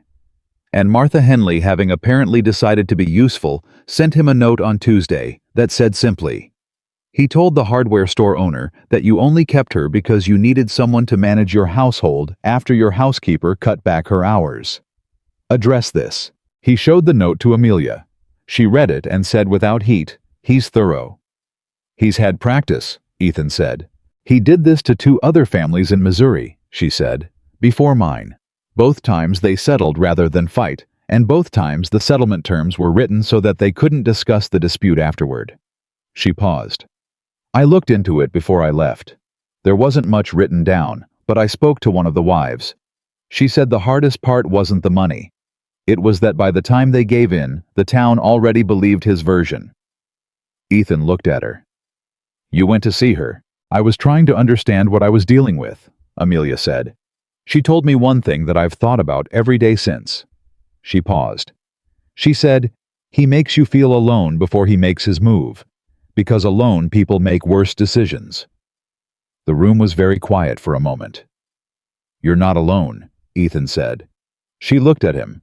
He said it simply, without ceremony, the way you say a true thing that doesn't require decoration. "I know," she said. I was not prepared for how much those 2 words settled something in him. Not "I believe you," not "thank you," not some qualified version. Just "I know." The certainty of someone who had been carrying a long loneliness and had, without quite deciding when, set part of it down. He was going to say something else. He wasn't sure what. But whatever it was, it didn't get said because Holt came through the back door without knocking, which was Holt's standard mode of entry when he had news. "Whitaker was at the land registry office this morning," Holt said. Ethan went still. "What?" "Tommy Reed works mornings there. He told Cord when they crossed paths at the feed store." Holt looked at Ethan directly. Whitaker was looking at the deed records for this property. Ethan felt something cold move through him that was not quite surprise and not quite fear, but something between them. Amelia had gone very still beside him. "What would he want with your deed records?" she said carefully. "He wouldn't want them," Ethan said. "Not specifically." He thought quickly. "But if he's looking at property records, he's looking for leverage. Liens, disputes, anything unresolved." He paused. "There's a boundary dispute with the Harrow Ranch on the northeast line. It's been sitting with the county for 2 years. Nothing serious, but it's unresolved." "Could he use it?" Amelia asked. "Not legally," Ethan said. "But if he filed a complaint that referenced the dispute, it could slow down the deed transfer on a new section I've been trying to add to the property, and that section covers the winter pasture I need for the herd expansion next year." Amelia absorbed this in the 2 seconds of silence. She gave every important piece of information, and then she said, "He's expanding the fight. He came here for me, and he found something he can use against you too." "Yes," Ethan said. "He wants to cost you something," she said, "so that you have a reason to stop backing me." "That would be the strategy," Ethan said. She looked at him with an expression that was complicated and direct at the same time. "Ethan, this is already more than you signed up for." "Don't," he said. "I mean it. If he—" "I said don't." His voice was quiet, but it was firm in a way that stopped her. "Don't do what he's counting on you doing. Don't give me a reason to step back. Don't make this easier for him." He looked at her steadily. "I know what he's doing. I've seen men like him before they escalate until the person who's doing the right thing decides the cost is too high. The only answer to that is to keep going. She looked at him for a long moment. And if the cost gets higher than the winter pasture, then it gets higher, he said. I've run this ranch through worse. Holt was watching this exchange with the expression of a man who had known Ethan Walker for 15 years and was seeing something he hadn't seen before. When Ethan looked at him, Holt said only, "I'll keep my ears open," and went back out. The Grange supper that Friday was every family in 20 miles as advertised, and Ethan arrived with Amelia and felt the shift in the room the moment they walked in. Not hostile. The people of Blackstone Valley were not hostile people on the whole, but aware, sharply and collectively aware, in the way of a community that has been receiving information about two people and has now been handed the people themselves for direct evaluation. Amelia had worn her good dress, the dark blue one, from the train. She had pressed it carefully. She carried herself the way she always did, straight back, direct gaze, quiet, but completely present the way a person carries themselves when they have nothing to perform and nothing to hide. Ethan walked with her, not shepherding her, not keeping her close in a way that was protective rather than natural. Just beside her. Just there. The first person to approach them was not Martha Henley as Ethan had expected. It was Tom Calloway, who ran the largest competing cattle operation in the valley, and whose opinion carried weight with the men who worked the land. Walker, Calloway said, and then he looked at Amelia with the frank assessment of a man who evaluated things for a living. "This the woman who fixed your account books?" "Among other things," Ethan said. "Holt told me you were owed $42 from Henderson's that had been sitting there for 6 months, Calloway said to Amelia directly. "The receipt was in the desk drawer," Amelia said. "It needed filing, not finding." Calloway looked at her for another moment. Then he said, "My account books have needed sorting for 2 years. My wife keeps saying so. I keep saying there's no one to do it." He paused. "If you're looking for paid work outside the ranch, the offer's open." Ethan felt something shift in the room. The small social earthquake of Tom Calloway publicly treating Amelia Carter as a capable professional rather than a charity case or a question mark. "Thank you," Amelia said. "I'll keep it in mind." It was exactly the right answer, neither committing nor dismissing, confident without overclaiming. Calloway nodded and moved away, and in his wake, 2 other men from neighboring properties came over, and the conversation that followed was about ranching and winter pasture and the price of feed. And Amelia held her own in all of it, because she had spent 6 weeks learning this land and these problems, and it showed. Whitaker was not at the supper. He had not been invited. But his absence was its own kind of presence because several people mentioned him carefully in the way of a community working through a piece of information it hasn't quite digested. The moment came from an unexpected direction. A woman named Helen Pratt, whose husband ran the valley's only mill, came to Amelia with the deliberate direction of someone who had been thinking about a conversation and had decided to have it. "I heard you came from Missouri," Helen said. "I heard you had some trouble with a businessman from St. Louis." Amelia looked at her steadily. "That's accurate. He told my husband you owed him money." "He's wrong," Amelia said. "I have documentation that shows the debt was settled. The matter is currently before Judge Pryor in Cheyenne." Helen looked at her. "Judge Pryor took the case." "He did." Helen was quiet for a moment, doing a calculation that Ethan recognized the calculation of what it meant that Harlan Pryor, who had a reputation for intellectual precision, and was not known for taking cases he didn't believe in, had agreed to represent this woman. "My husband has done business with Whitaker's associates before," Helen said. "We chose not to continue that business after the first year." She paused. "There were some discrepancies in our accounts that we never could get a clear explanation for." Amelia met the woman's eyes. "I'm sorry to hear that," she said. "Would your husband be willing to speak with Judge Pryor's office as background context if nothing else?" Helen looked at her for a long moment. Then she said, "I'll ask him." After she walked away, Ethan leaned slightly toward Amelia and said very quietly, "You just found a second witness." "Possibly," she said, equally quiet. "Or background at minimum. Pryor said pattern evidence can matter even when it's not directly applicable." He looked at her profile. How did you know about Pryor's approach to pattern evidence? He wrote me a letter after Cheyenne, she said, explaining his strategy. I wrote back with questions. She paused. We've been corresponding. He stared at her. You've been corresponding with your judge. He offered, she said without apology. He said the case would go better if he had all available context, and that I seemed like someone who could provide it efficiently. She glanced at him. Is that a problem? No, he said. It's impressive.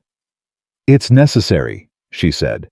But he saw just at the corner of it the outline of that almost smile. The supper continued, and the evening moved. The way evenings do when they're working, the way they should. Imperfect, complicated, worth it. By the time they drove home under the cold Wyoming stars, something had changed in the valley's collective understanding of who Amelia Carter was, and Ethan could feel it the way you feel weather before it arrives. How was quiet on the drive home? She was quiet.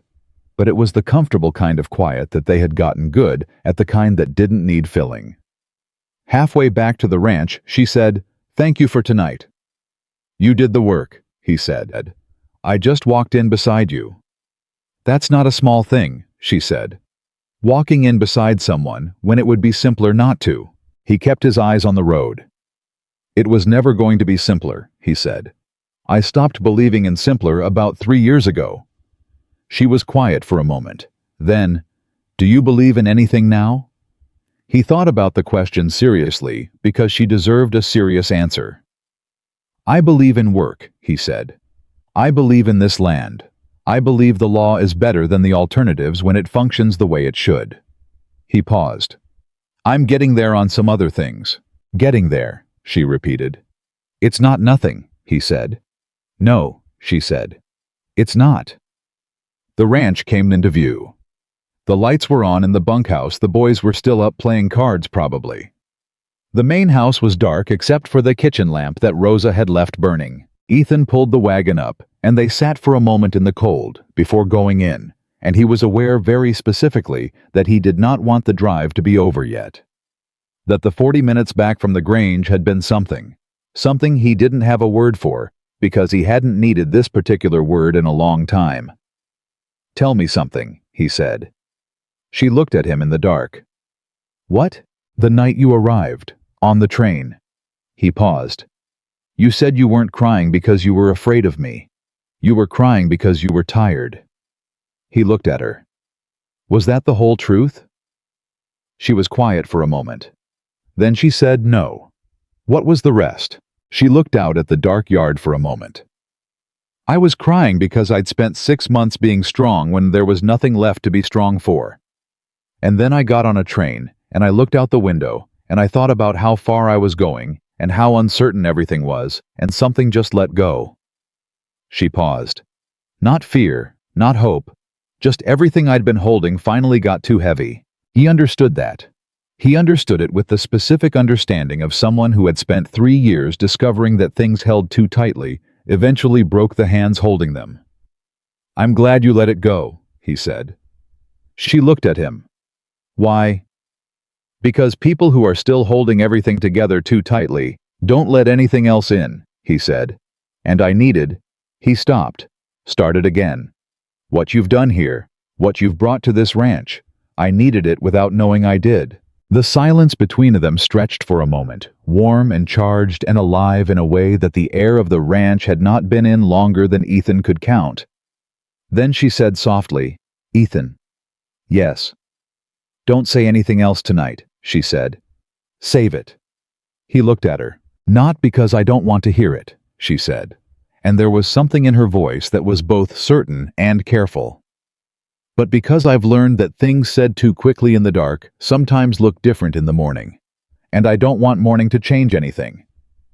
He understood that too. The caution of someone who had reached out before and found the ground less solid than it appeared. "All right," he said. They went inside, and he put out the kitchen lamp, and she went upstairs, and he sat at the kitchen table in the dark for a while, after thinking about a woman who had arrived crying and was now thinking strategically about federal courts and about how wrong he had been standing on that platform about what was about to happen to him. He was not wrong about everything. He knew that. But he had been spectacularly wrong about that. The letter from Pryor arrived on a Tuesday, 12 days after Whitaker had appeared at the church, and it contained something Ethan had not expected. He read it once. He read it again. Then he walked to where Amelia was working in the study, and he set it on the desk in front of her and didn't say anything. She read it. When she finished, she looked up at him, and for the first time in weeks, she looked afraid. "He found another ledger," she said. "Yes," Ethan said. "A third version," she said. "With your father's signature on it," Ethan said. "Or something that looks like it." Pryor's letter was careful in its language, the language of a man who knew how to be precise about what he knew and what he didn't. He had received through an opposing counsel a third version of the debt ledger, one that predated both the original and the altered version, one that showed a larger initial debt and a repayment schedule that, if authentic, would mean that Amelia's payments had never fully covered the principal. If authentic, Pryor believed it was forged. He said so obliquely but clearly. But belief and proof were different things, and a forged document that looked professional required time and expertise to dismantle, neither of which was free. Amelia sat with the letter for a long time. "He's been planning this since before I left Missouri," she said finally. "Yes," Ethan said. "He had a fallback," she said. "He knew if I got to a judge with my documentation, he'd need something bigger, something that looked like it predated everything I had." "He had time to prepare it," Ethan said. "He knew you were coming west. His rider was here within 3 weeks of your arrival." "He was watching," she said. "He was watching and waiting to see if I'd fight." She looked up. "And when I did, he played his next card." "Pryor says he needs a handwriting expert from Denver," Ethan said, "to examine the signature, and he needs access to any documents your father actually signed that are provably dated deeds letters, anything official." She was already nodding. "There are deeds," she said, "filed with the Missouri Land Registry. They can't be altered because they're on the official record." "Can Pryor access them from Cheyenne?" "He can write to the registry," she said. "But it will take time." She stopped. "Whitaker knows it will take time. That's the point." She picked up Pryor's letter and read it a third time with the focused attention of someone looking for something specific. Then she said, "He mentions one other thing, at the end." "I saw it," Ethan said. The end of the letter contained a piece of information that Pryor had included as a professional courtesy delivered in the same careful language as the rest. Whitaker's legal team had filed a preliminary injunction in the Cheyenne County Court that morning. The injunction was a procedural move unlikely to succeed on its own terms, but it had one effect that was immediate. It placed a temporary hold on any property transactions associated with anyone named in the original dispute, which included Ethan's northeast pasture expansion, which was, as of that morning, officially frozen. "He's trying to make you pay a price you can see," Amelia said. "Yes." "Ethan, I know what you're going to say," he said. "I have to say it," she said. "That land, your expansion, you've been planning that for 2 years, Holt told me.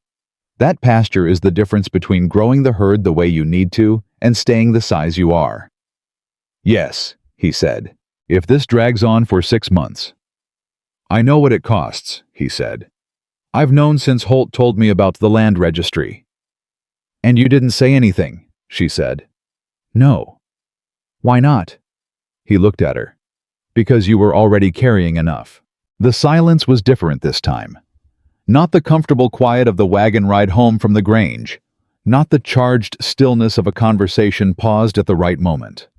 This was the silence of a woman who had spent months trying not to be someone else's problem, running directly into the realization that she had become one anyway, not through weakness, not through error, but through the simple mathematics of a fight that was bigger than she'd faced alone. He could see it in her face.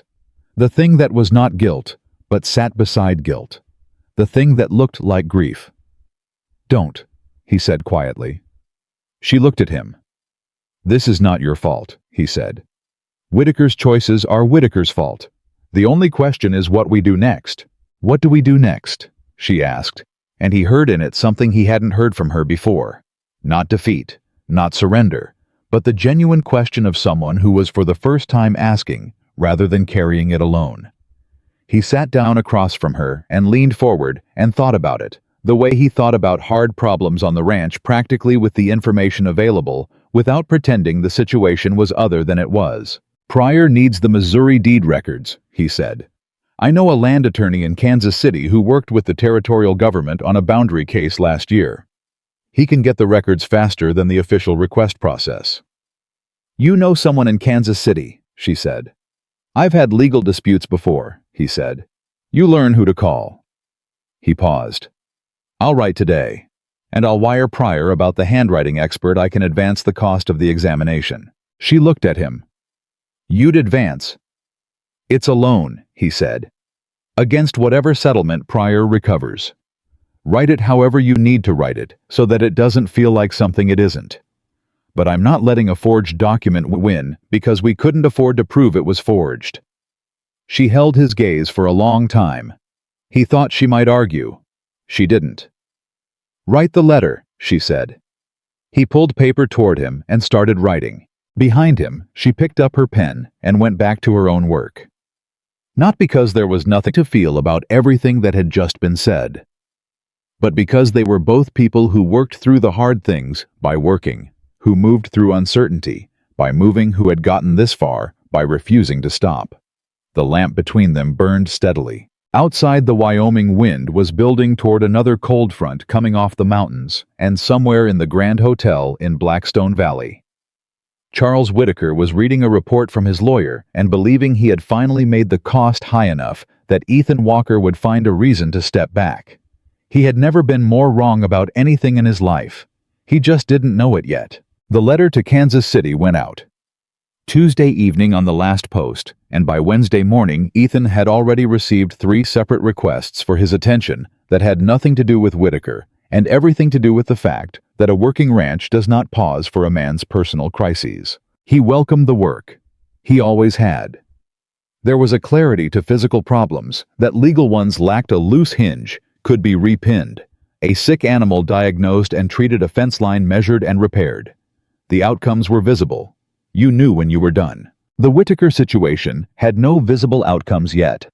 It had only the slow grind of waiting for the Kansas City attorney to respond, waiting for the handwriting expert Pryor had identified in Denver, waiting to see what Whitaker's next move would be, because there would be one.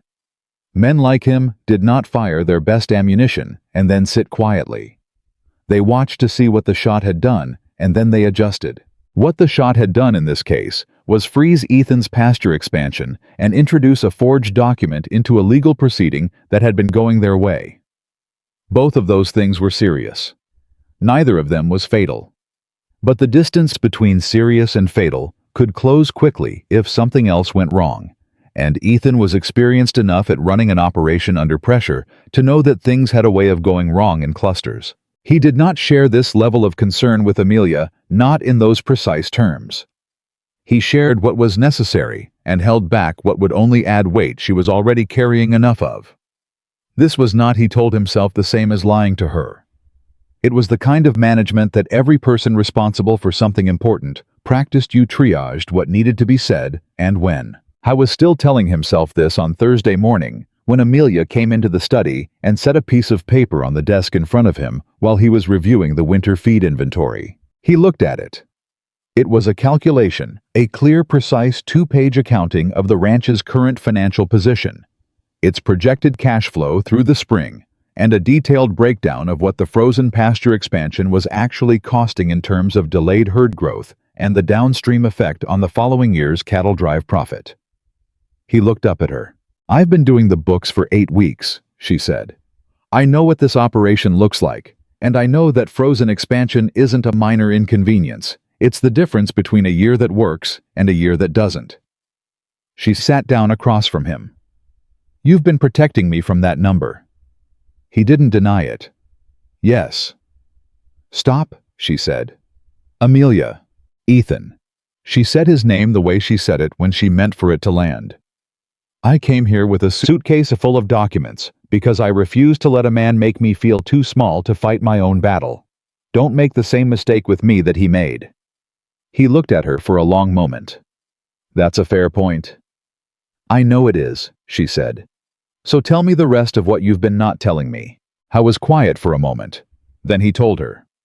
All of it, the margin of error on the winter feed if prices went up another 10%, the note he had due at the bank in February that had always been covered by the spring cattle profit and was now being calculated against a herd that hadn't grown the way he'd planned, the fact that losing one more season of growth would put him in a position he hadn't been in since the first 2 years of building the ranch. She listened to all of it. She didn't flinch, and she didn't perform composure. She was simply present the way she was when information required her full attention.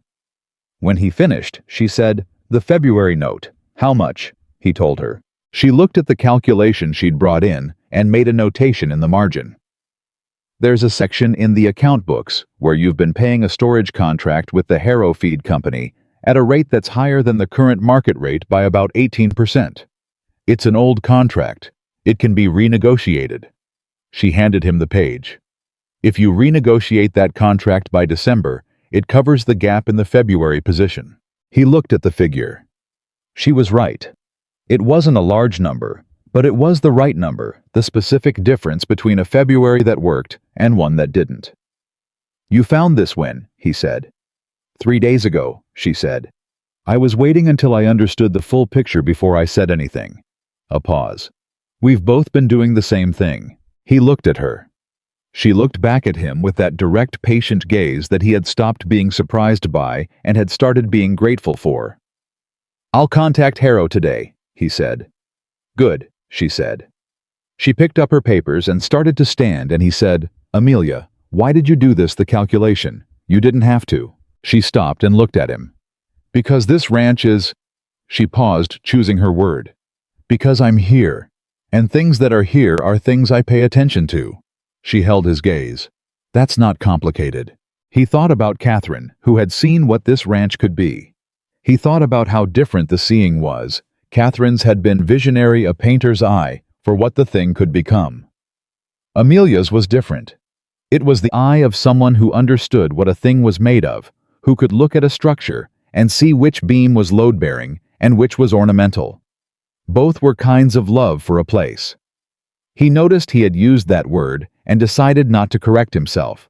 Thank you, he said. She went back to work.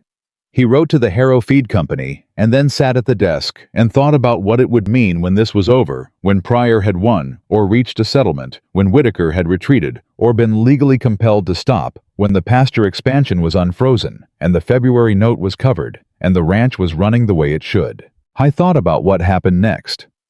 For the first time in 3 years, he was thinking about what happened next. The response from Kansas City came on a Friday faster than Ethan had expected, which meant his contact there had understood the urgency. The land attorney had located 3 recorded deeds bearing Edward Carter's signature in the Missouri Land Registry deeds that were part of the official public record, photographed and certified, and completely impossible to have been altered after the fact. He was sending certified copies by the earliest available post. Ethan told Amelia at dinner. She set down her fork. She picked it back up. She set it down again. Pryor can use those against the third ledger, she said. Pryor's handwriting expert can use them, Ethan said. If the signature on Whitaker's document doesn't match the signatures on 3 official deeds that predate the dispute, the forgery case becomes significantly stronger. She was quiet for a moment. How long for the copies to arrive? 8 to 10 days, he said. The attorney is sending them priority. And Whitaker's injunction, the frozen pasture expansion. Pryor filed a motion to dissolve it this morning, Ethan said, on the grounds that it was a procedural harassment tactic with no substantive basis. He expects a ruling within 2 weeks. She looked at him across the table. He had learned her face well enough by now to read the layers of it, the controlled surface, and what moved beneath it. He could see that she was doing what she always did, taking information and sorting it, looking for the shape of what it meant. He's running out of moves, she said. He has one left, Ethan said. The forged ledger. If we break that, the case is effectively over.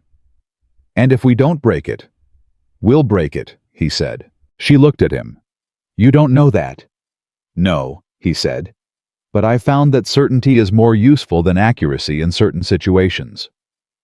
Something moved across her face, not quite the outline of a smile this time, but the full thing, brief and real and entirely unperformed. He had not seen her smile like that before. He found he wanted to see it again. "You're allowed to be worried," she said. "I know," he said. "I'm choosing not to be." "Is that a rancher thing or an Ethan Walker thing?" "Both," he said, extensively. She laughed.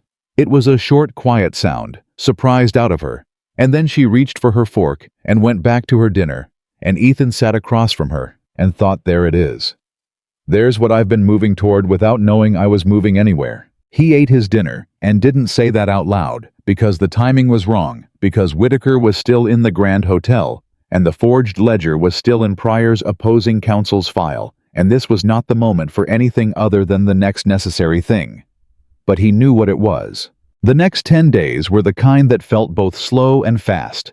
At once slow, because they were waiting, fast, because every day brought something new that required action. Pryor sent regular correspondence. The Kansas City copies were en route. The Harrow feed contract was successfully renegotiated, producing the number Amelia had identified in her margin calculation.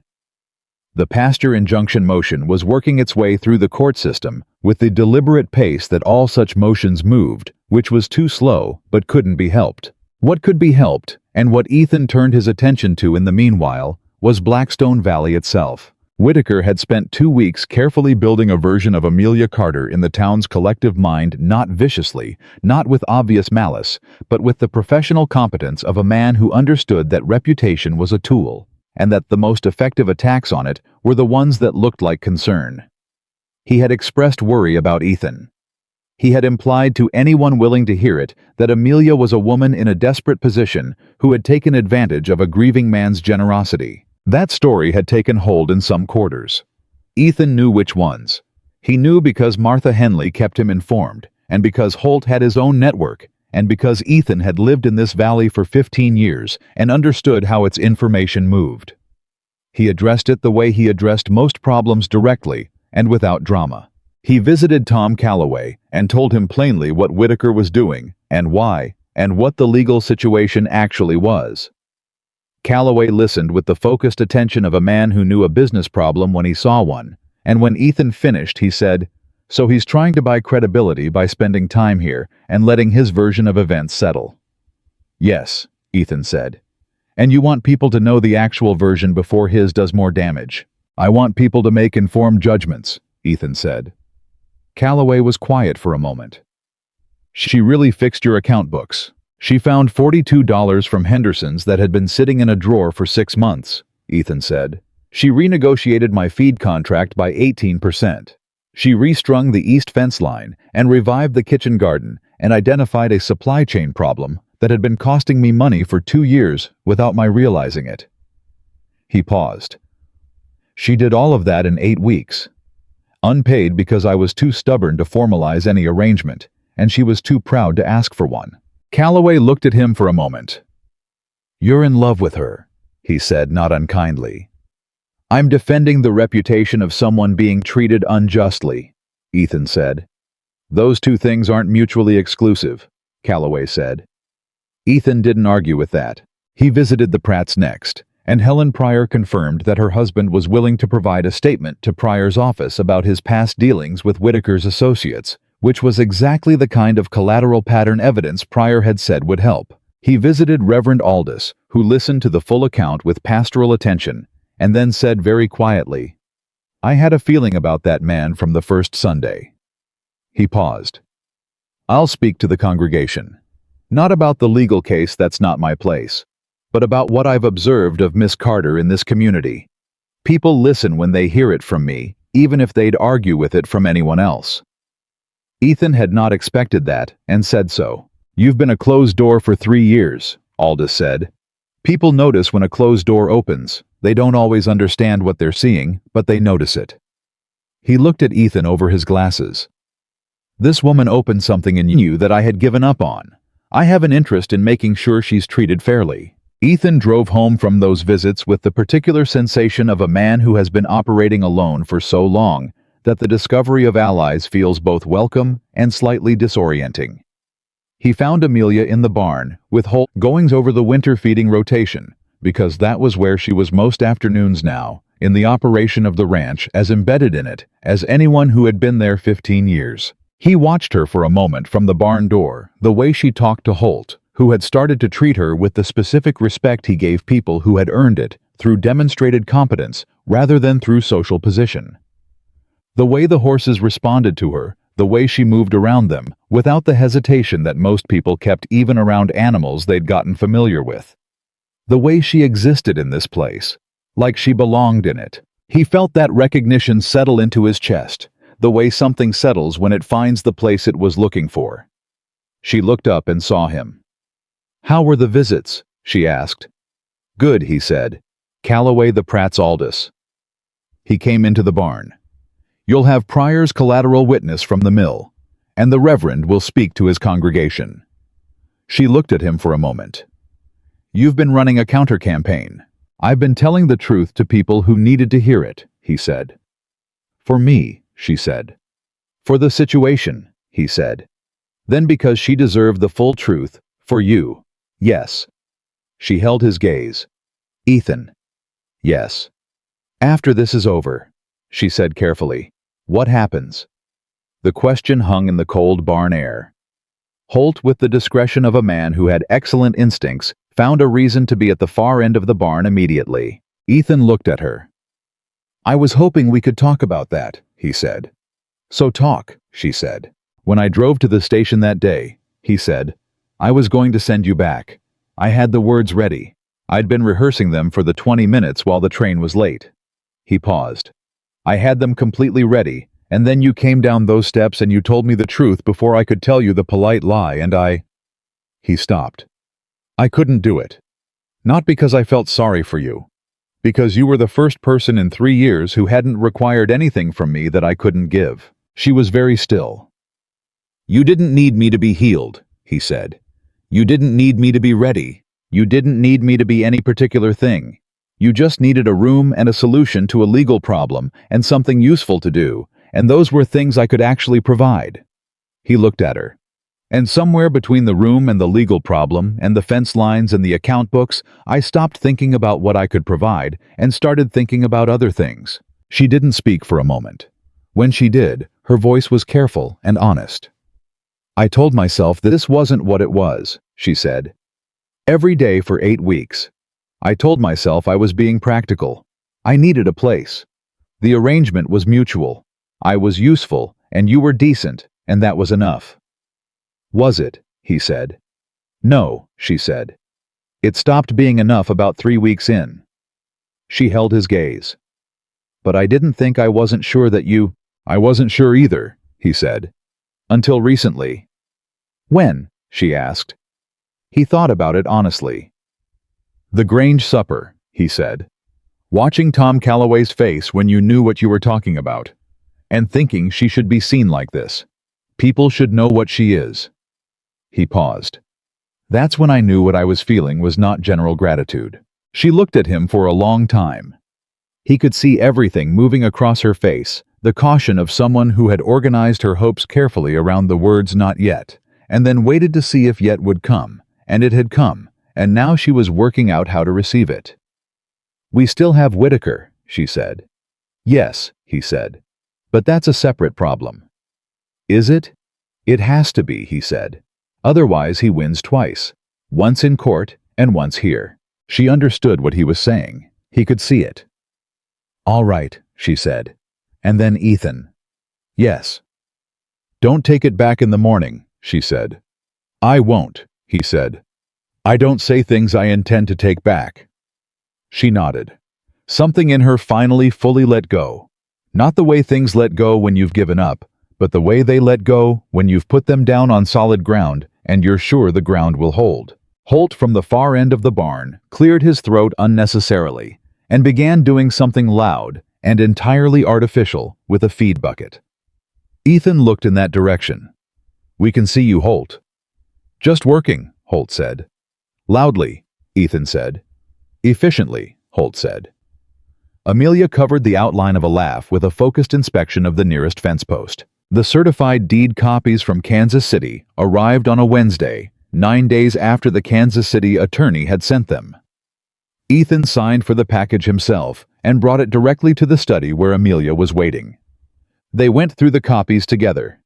3 official deeds, each bearing Edward Carter's signature in the careful, slightly leftward hand of a man who had signed documents seriously because he understood that signed documents mattered. Ethan sent the package to Pryor by the afternoon post with a wire confirming dispatch.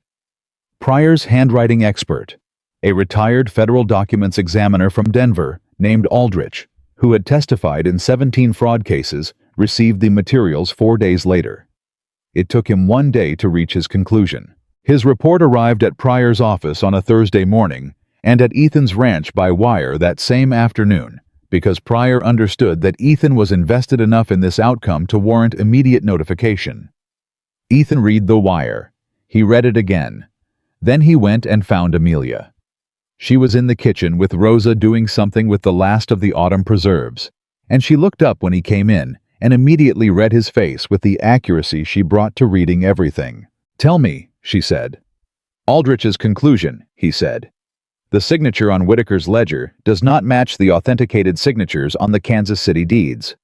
He found 7 specific inconsistencies. He's prepared to testify in any territorial court proceeding." He paused. "Pryor says the forgery case is now solid." The kitchen was very quiet. Rosa looked at Amelia. Amelia looked at Ethan. "It's over," she said. "The legal case is won," he said. "Pryor will formally notify Whitaker's counsel today. The injunction on the pasture will be dissolved.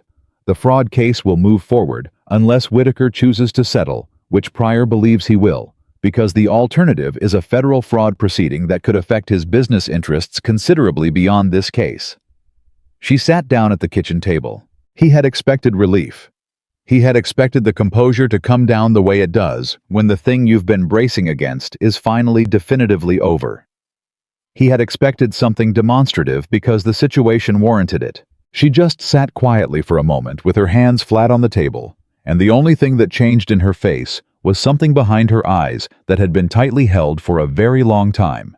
Tightly held since before Missouri, since the first bad harvest, since the first loan, since the years of managing everything alone, and it released not dramatically, but the way a long-held breath finally lets go. Rosa slipped out of the kitchen without saying anything. "You should write to Pryor," Amelia said finally. "I will," he said. "In a moment." He sat down across from her. "Are you all right?" She looked at him. "Yes." A pause. "I think I forgot what all right felt like." "It takes some getting used to," he said. She almost smiled. Then she did smile, not the outline of one, not the suggestion of one, but the real thing, full and unguarded and entirely hers. "Thank you," she said, "for all of it. The lawyer, the deeds, the judge, the supper. The $42, he said. She laughed. "You're going to remind me of that for a long time, aren't you?" "It's a good story," he said. Her laugh faded into something quieter and more serious. "Ethan, I need to say something, and I need you to hear it plainly." "All right," he said. "I didn't come here to find a husband," she said. "I came because I had nowhere else to go, and because something in me wasn't ready to stop yet. And I told myself every day that this was practical, that I was being sensible, that I wasn't going to make the mistake of needing something from a man who hadn't agreed to give it." She held his gaze. "I lied to myself for 8 weeks." He was very still. "I am not a woman who falls easily," she said. "I want you to know that. I don't say this lightly. I say it because it's true, and because you're a man who values the true thing over the comfortable one." She paused. "I fell in love with this ranch first, which is probably appropriate, and then with the man who built it." The kitchen was completely silent. Ethan Walker, who had spent 3 years perfecting the art of not feeling things he couldn't afford to feel, sat across from the woman who had arrived crying and fixed his fences and found his missing $42 and fought a fraudulent St. Louis businessman with the organized ferocity of someone who understood that the truth was worth protecting, and felt something open in his chest that he had locked so long ago he had forgotten what it felt like from the inside. "I told you in the barn," he said, "that I'd stopped thinking about what I could provide and started thinking about other things. I meant you." He paused. "I mean that this is not a practical arrangement anymore and hasn't been for a while. And I mean that I have no interest in it becoming practical again." She looked at him. "I'm asking you to stay," he said. "Not because the accounts need doing, or the fences need stringing, or the garden needs tending. Because I am—" He stopped. The word came slowly, the way something comes back after long absence, uncertain of the ground. "Because I am not willing to watch you leave and go back to being who I was before you came down those train steps." Silence. "Ethan Walker," she said. "Are you asking me to marry you?" He hadn't quite gotten there yet technically, but now that she'd named it, he looked at it directly and found it was exactly what he meant. "Yes," he said. She looked at him for a long time. He thought about the woman at the Kansas City train station who had said the exactly right thing and put Amelia back on the train, headed west. He thought about Clara, who had done something unforgivable out of love, and had been right about what he needed even when she had been wrong about the method. He thought about Holt loudly moving a feed bucket and Rosa, who had quietly left the room at exactly the right moment. "Yes," Amelia said. The word was simple and certain, with nothing underneath it but the truth. He let out a slow breath. Then he reached across the table and covered her hands with his, and she turned her palms up and held on, and they stayed like that for a long time in the quiet kitchen, while outside the Wyoming wind carried the last of November's cold across the ranch that was for the first time in 3 years fully alive. He had one more thing to do. He found Whitaker at the Grand Hotel that same evening because it needed to be done face to face, not for drama, not for satisfaction.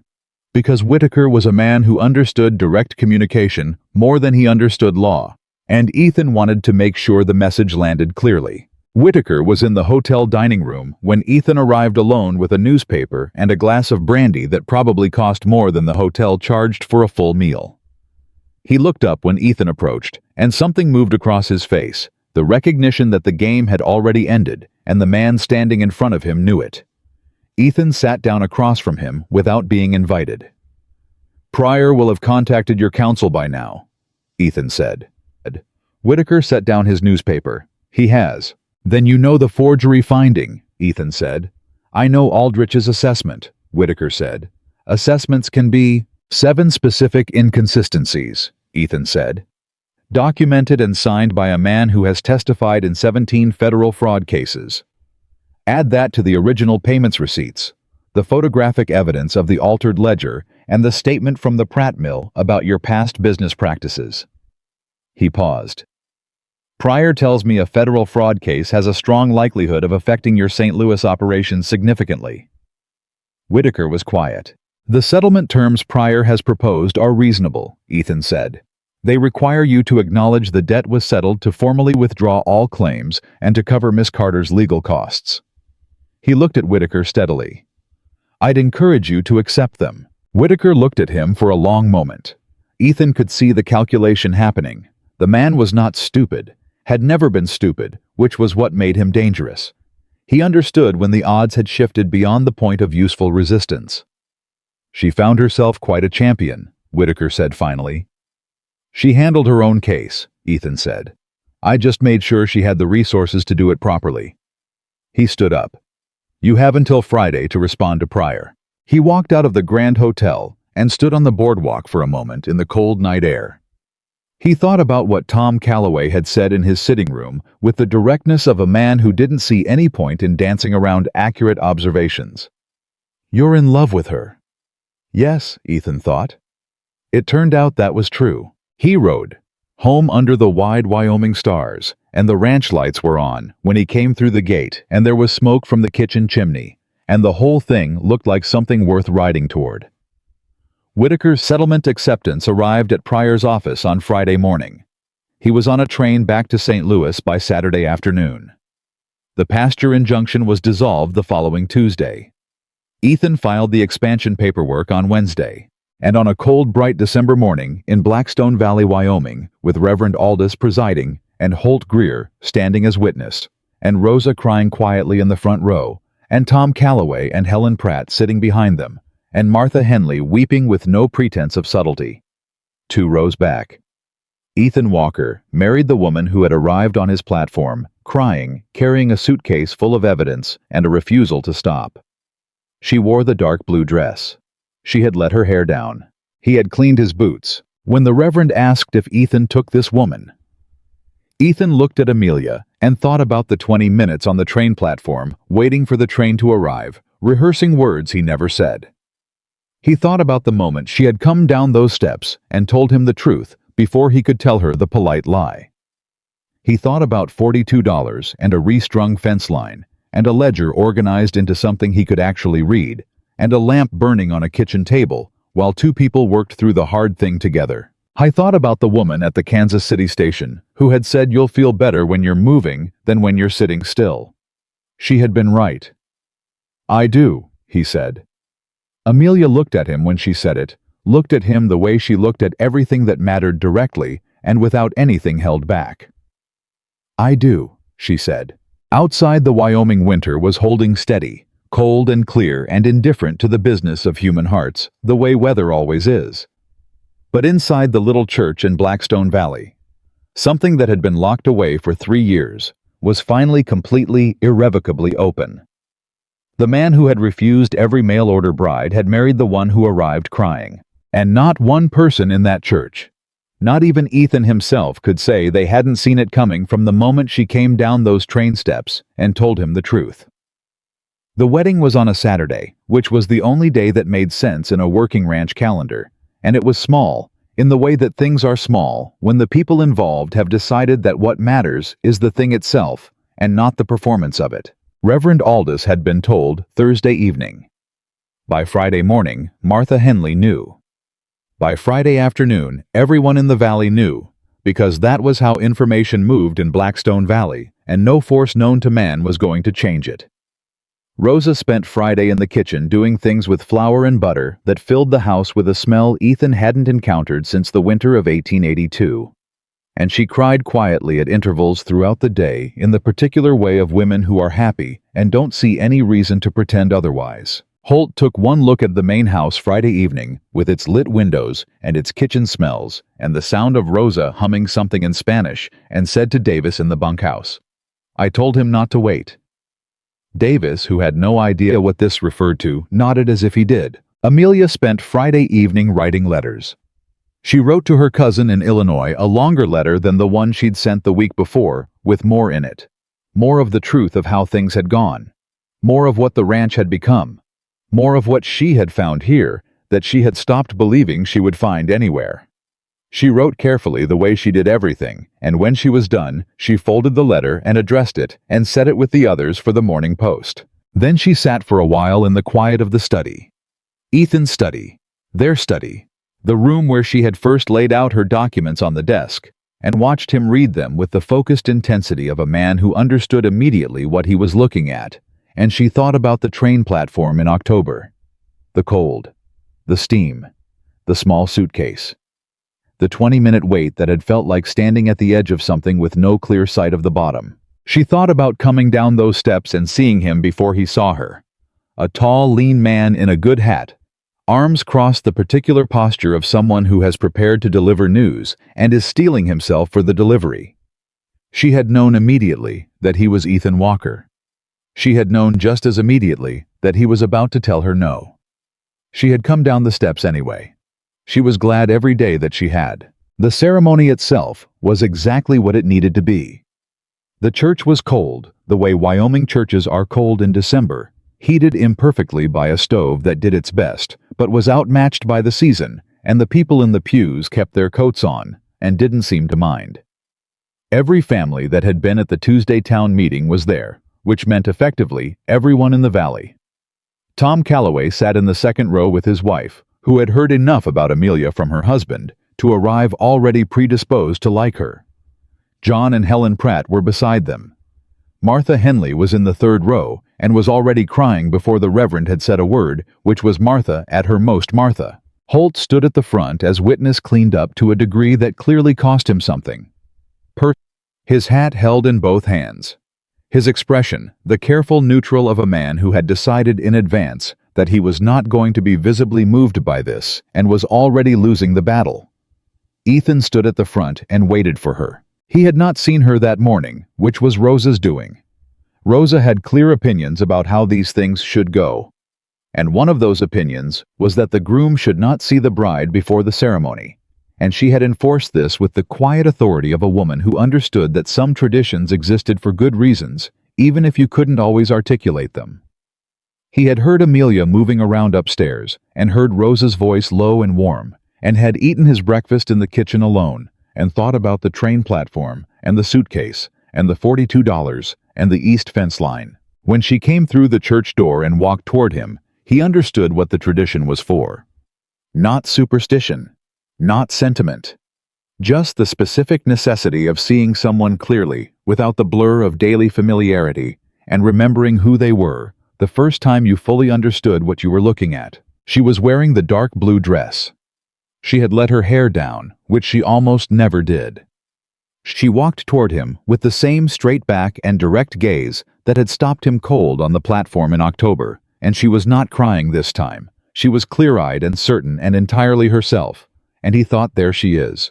That's who arrived on that train. That's who stayed. He had cleaned his boots. It had seemed important. Reverend Aldous kept the ceremony to the essential, which was exactly right. And when he asked Ethan if he took this woman, Ethan said, "I do," with a directness that made Martha Henley produce a sound that was halfway between a sob and a confirmation of something she had predicted. When Amelia said "I do," she looked at him while she said it. Just at him. The room, the cold, the assembled neighbors, the weight of everything that had led to this moment, none of it was in her face. Only the present. Only him. He thought, "I am going to spend the rest of my life being grateful for that train platform." After the ceremony, there was food at the ranch. Rosa had been entirely serious about the flour and butter, and the afternoon had the quality of something that was both a celebration and an acknowledgement. The community gathered in the house that had been closed so long and was now decisively thoroughly open. People moved through the rooms freely, the way they do when a house has been offered genuinely, and the house accepted them back in kind, because a house knows when it's being lived in properly. Holt, released from the solemnity of the ceremony, became himself again immediately, which meant he ate a great deal, said little, and observed everything. He found Ethan at a relatively quiet moment near the kitchen door and said without preamble, "You should know the boys put money on whether you'd go through with it." "I hope no one bet against," Ethan said. "Cord bet against," Holt said. "He owes Davis and Pete $4 apiece." "Tell Cord he underestimated me," Ethan said. "I think he's figured that out," Holt said. Tom Calloway found Ethan shortly after and shook his hand with the grip of a man who meant it and said, "She's good for this Valley Walker, not just for you, for all of us." He paused. "That town meeting was something. The way she sat in the front row while you read those documents, not nervous, not performing, just present." "She's always present," Ethan said. "It's one of the things." "I know what you mean," Calloway said. "My wife said the same thing. Said there's people who are in the room, and there's people who are actually in the room." He looked at Amelia across the kitchen, where she was talking to Helen Pratt and Rosa simultaneously, and making both of them laugh. "She's the second kind." "Yes," Ethan said. "She is." The letter from Pryor arrived on a Monday 9 days after the wedding, and it contained the largest piece of news yet. Ethan read it at the breakfast table, while Amelia was still upstairs, and he read it twice, and then he set it down, and sat with it for a moment, before she came down. She came into the kitchen, poured her coffee, looked at the letter on the table, and looked at him. "Tell me," she said. "Federal proceeding," he said. "Pryor's contact at the district attorney's office in St. Louis has opened a formal investigation into Whitaker's business practices. The Gould family in Jefferson City has agreed to cooperate. John Pratt's statement was filed last week." He paused. "There are 2 additional families they've identified in Kansas who had dealings with Whitaker that may constitute the same pattern." She sat down slowly.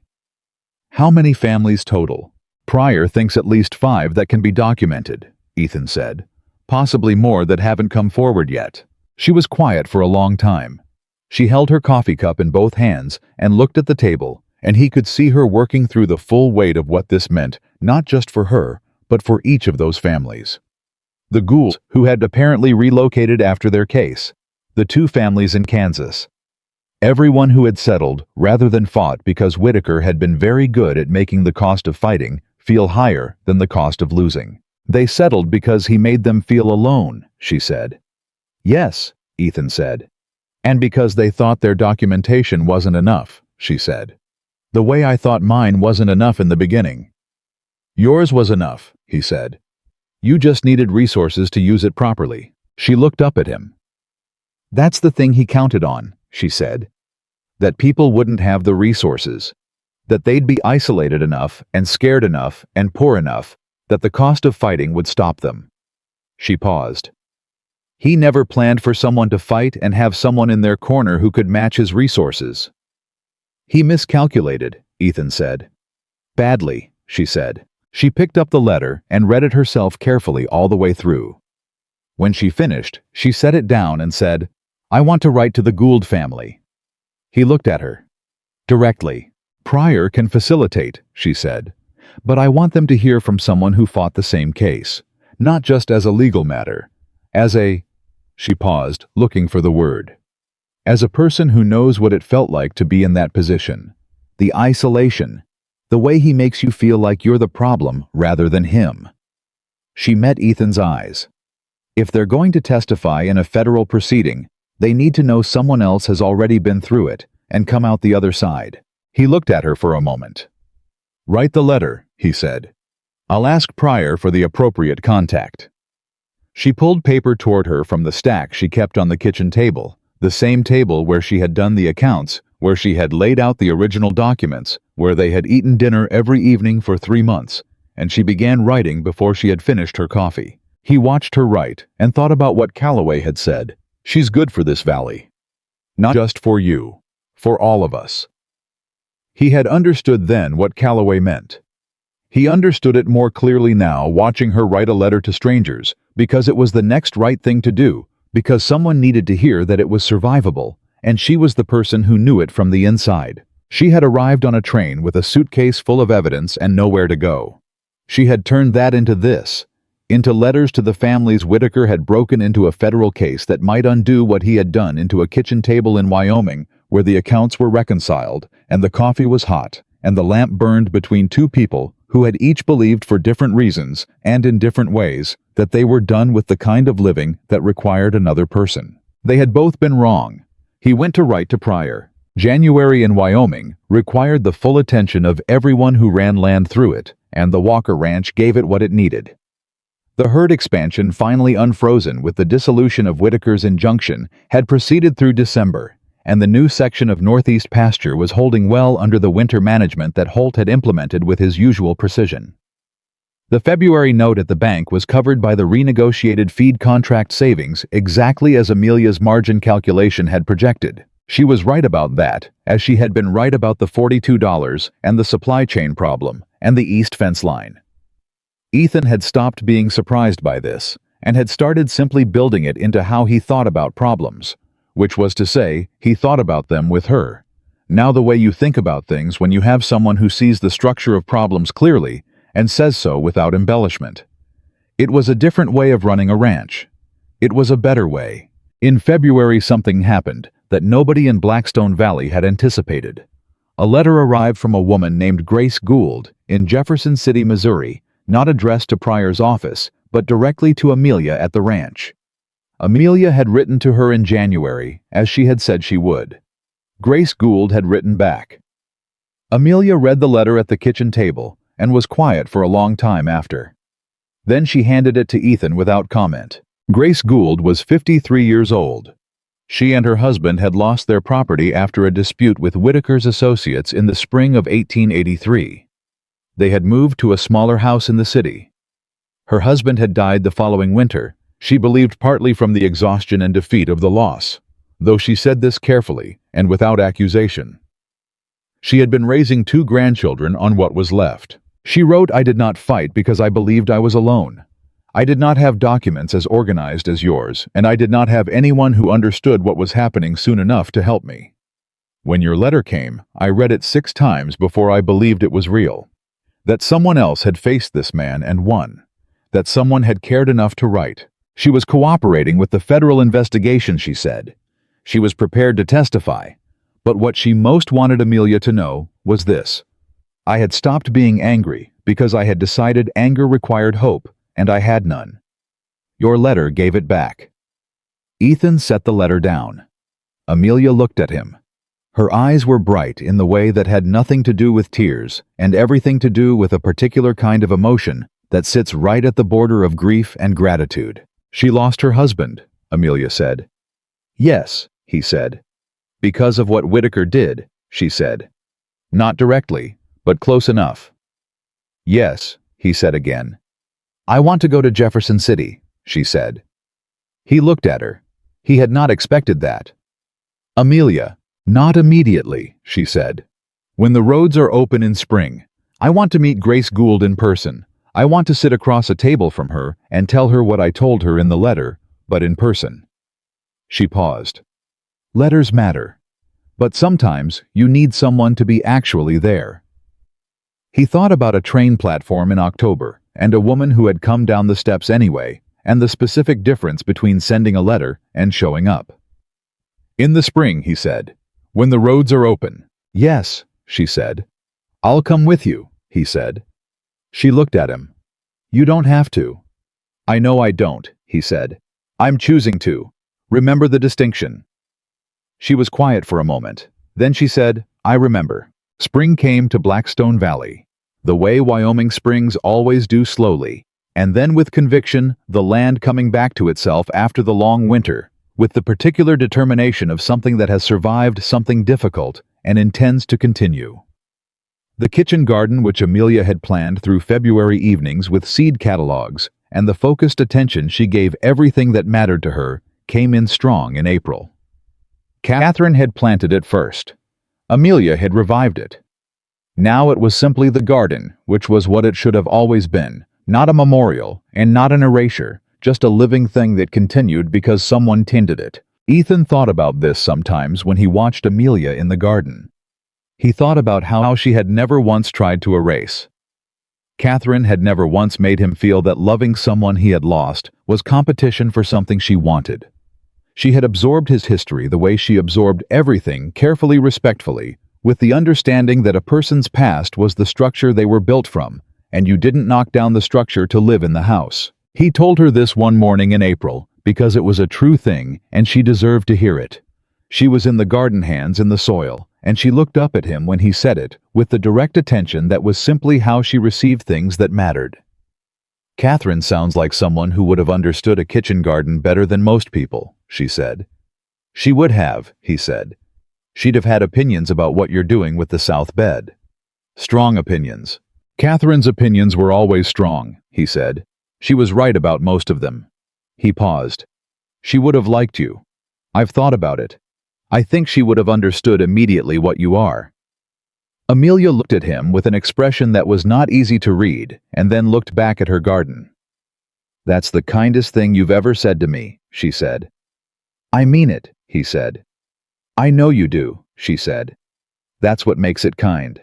They went to Jefferson City in May on the train, and Amelia sat across from him and watched the Missouri landscape come back and did not cry, which he thought said something significant about the distance she had traveled from the woman on the October train, not in geography, but in everything that geography is a stand-in for. Grace Gould was a small, gray-haired woman with the face of someone who had been through enough to stop pretending anything was simpler than it was. She received them at the house she now rented in Jefferson City, a narrow house tidy in the determined way of people who have less than they once had, and refused to let that be reflected in the state of what remains. And she looked at Amelia for a long moment before she said anything. Then she said, "You're younger than I expected." "You're stronger than I expected," Amelia said. Grace looked at her for another moment. Then she said, "Come in." And they went in, and Grace made coffee, and they sat at a kitchen table in Jefferson City and talked for 3 hours. Ethan sat through most of it quietly, which was appropriate because this conversation was between two women who had faced the same man in different circumstances and survived him at different costs, and what it needed was not commentary, but witness. He listened. He understood things he had not understood before about what Amelia had been carrying when she got on that train. Not just the legal situation, but the specific weight of having faced something alone that should never have been faced alone, and knowing it, and continuing anyway. When they left in the late afternoon, Grace walked them to the door and held Amelia's hands for a moment and said, "The federal case will take time. Pryor says possibly 2 years before it's fully resolved." "I know," Amelia said. "But they'll call us," Grace said, "and we'll go, both of us." "Both of us," Amelia confirmed. On the train home, Amelia was quiet for the first hour. Not the heavy quiet of someone carrying something difficult, but the quiet of someone who has put something down in the right place and is feeling the relief of having done it correctly. Then she said, her husband's name was Walter. "Yes," Ethan said. "I was 57 when he died," she said. "She told me he'd been talking about buying their property back when the children were grown. He had a plan for it." She paused. "He died with the plan still in his head." Ethan didn't say anything because there wasn't anything to say about that. "I keep thinking," she said, "about all the plans that man has interrupted, all the futures he's made smaller because he decided someone owed him something they'd already paid." She looked out the window at Missouri going by. "The federal case has to succeed, not just for me, for Walter Gould's plan." "Pryor is good," Ethan said. "I know," she said. "But I'm going to write a letter to every family they identify in the investigation. I'm going to make sure none of them think they're alone in this." She turned from the window and looked at him. Is that something you can live with, that I'm going to be involved in this for however long it takes?" He looked at her. "I married a woman who photographed a fraudulent ledger before she fled the state," he said. "I was not under the impression that I was getting someone who stopped when things got complicated." She looked at him for a moment. Then she said, "No, I suppose not." "I'd have been disappointed if you were," he said. She was quiet. Then, Ethan. "Yes. I'm glad I came down those steps," she said. "I'm glad every day that you did," he said. She looked at him, and he looked at her, and outside the Missouri landscape moved past, and ahead of them, Wyoming was waiting, the ranch and the kitchen garden in spring, and the northeast pasture finally growing the way it should, and Holt, who would undoubtedly have opinions about something that had happened while they were gone, and Rosa, who would have left food on the stove in the room at the end of the hall that was not a spare room anymore, and hadn't been since October. The federal investigation proceeded through that year and into the next. The way legal proceedings do with occasional dramatic developments, surrounded by long stretches of waiting and paperwork, and the grinding patience of institutional justice working at its own pace. Pryor was thorough. The families he contacted were willing. The pattern evidence assembled from 5 states over 8 years was exactly what he had hoped it would be. Not a series of isolated disputes, but a documented methodology. A deliberate and repeated system for identifying vulnerable people and extracting money from them through a combination of fraud and social pressure. Amelia wrote letters throughout. To Grace Gould regularly with updates and encouragement, and the particular kind of practical support that comes from someone who knows the specific shape of the experience rather than just its general outline. To the Kansas families who had not known until Pryor contacted them that their losses had been anything other than the outcome of unfortunate circumstances. To Pryor himself, with observations about documentation and pattern that he told her twice were genuinely useful to the case. Ethan, who had once thought he was inviting a woman to stay in his spare room temporarily as a matter of basic manners, watched all of this with the specific understanding of a man who had been wrong about something significant and was grateful for the wrongness. Whitaker's attorneys attempted a settlement twice during the federal proceeding. Both times Pryor declined on behalf of all the families involved because a settlement would have required confidentiality terms, and confidentiality terms would have prevented exactly the thing that made the settlement unacceptable, the public record of what had actually happened. The case concluded in the spring of 1887, 18 months after the investigation had formally opened. Ethan and Amelia were in Cheyenne for the final ruling, sitting in the gallery of the federal courthouse, while Pryor stood at the front of the room and listened to a judge read a finding that was by that point exactly what the evidence had always supported. Whitaker was found liable on 7 counts of document fraud across 4 states, ordered to pay restitution to 5 families, including Amelia, and barred from operating in the financial services sector in any capacity. His St. Louis business interests, which had survived the earlier territorial case, did not survive a federal finding of systematic fraud. Grace Gould was in the gallery. She had come from Jefferson City at her own expense, and she sat 2 seats from Amelia, and when the judge read the restitution figure, which included the original payment amounts, the inflated interest claims, and the legal costs of all 5 families, she made a sound that was quiet and entirely private, the sound of someone who has been waiting a long time for a specific thing and has finally heard it. Amelia reached over and took her hand. They sat like that through the rest of the reading.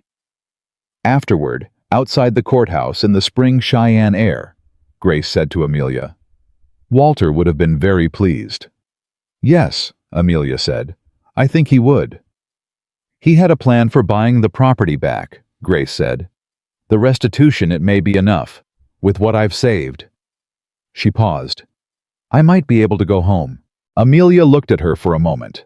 Then she put her arms around this woman she had known for a year and held on, and Grace held back, and Ethan stood a few feet away and looked at the sky and thought about how a woman with a suitcase full of evidence had boarded a train to Wyoming and started something that ended here in a federal courthouse in Cheyenne, with 5 families made whole, and a man who had believed he was untouchable finally definitively touched. On the train back to Blackstone Valley, Amelia was quieter than she had been on any train since October of 1885. But it was not the tight quiet of someone holding something together. It was the open quiet of someone who has finished something they started and is resting inside the completion of it. "Grace might go home," she said, "somewhere in the middle of Wyoming." "I heard," he said.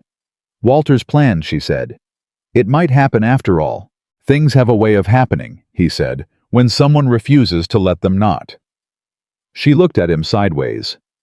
"That is almost a philosophical statement." "Don't tell Holt," he said. "He'll never let me hear the end of it." She laughed, the short, surprised sound that was still one of his favorite things after nearly 2 years. "I'm going to tell him immediately," she said. "I expected nothing less," he said. They came back to the ranch on a Tuesday, and Holt was at the gate when they came through, not waiting, obviously just there. The way he was often just there when something important had happened, and he wanted to know before anyone told him. He looked at Ethan. Ethan nodded. Holt was quiet for a moment. Then he said, "Good," in the way he said things that mattered, which was simply and without elaboration. "The pasture's coming in well," he said, moving on with the efficiency of a man who understood that significant moments were still followed by afternoon chores. North section fence held through the April wind. Davis found a weak post on the east line, but it's been replaced. He paused. Rosa left soup.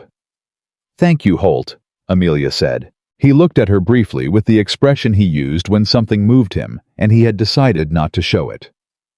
"Welcome back," he said, and went back to his work.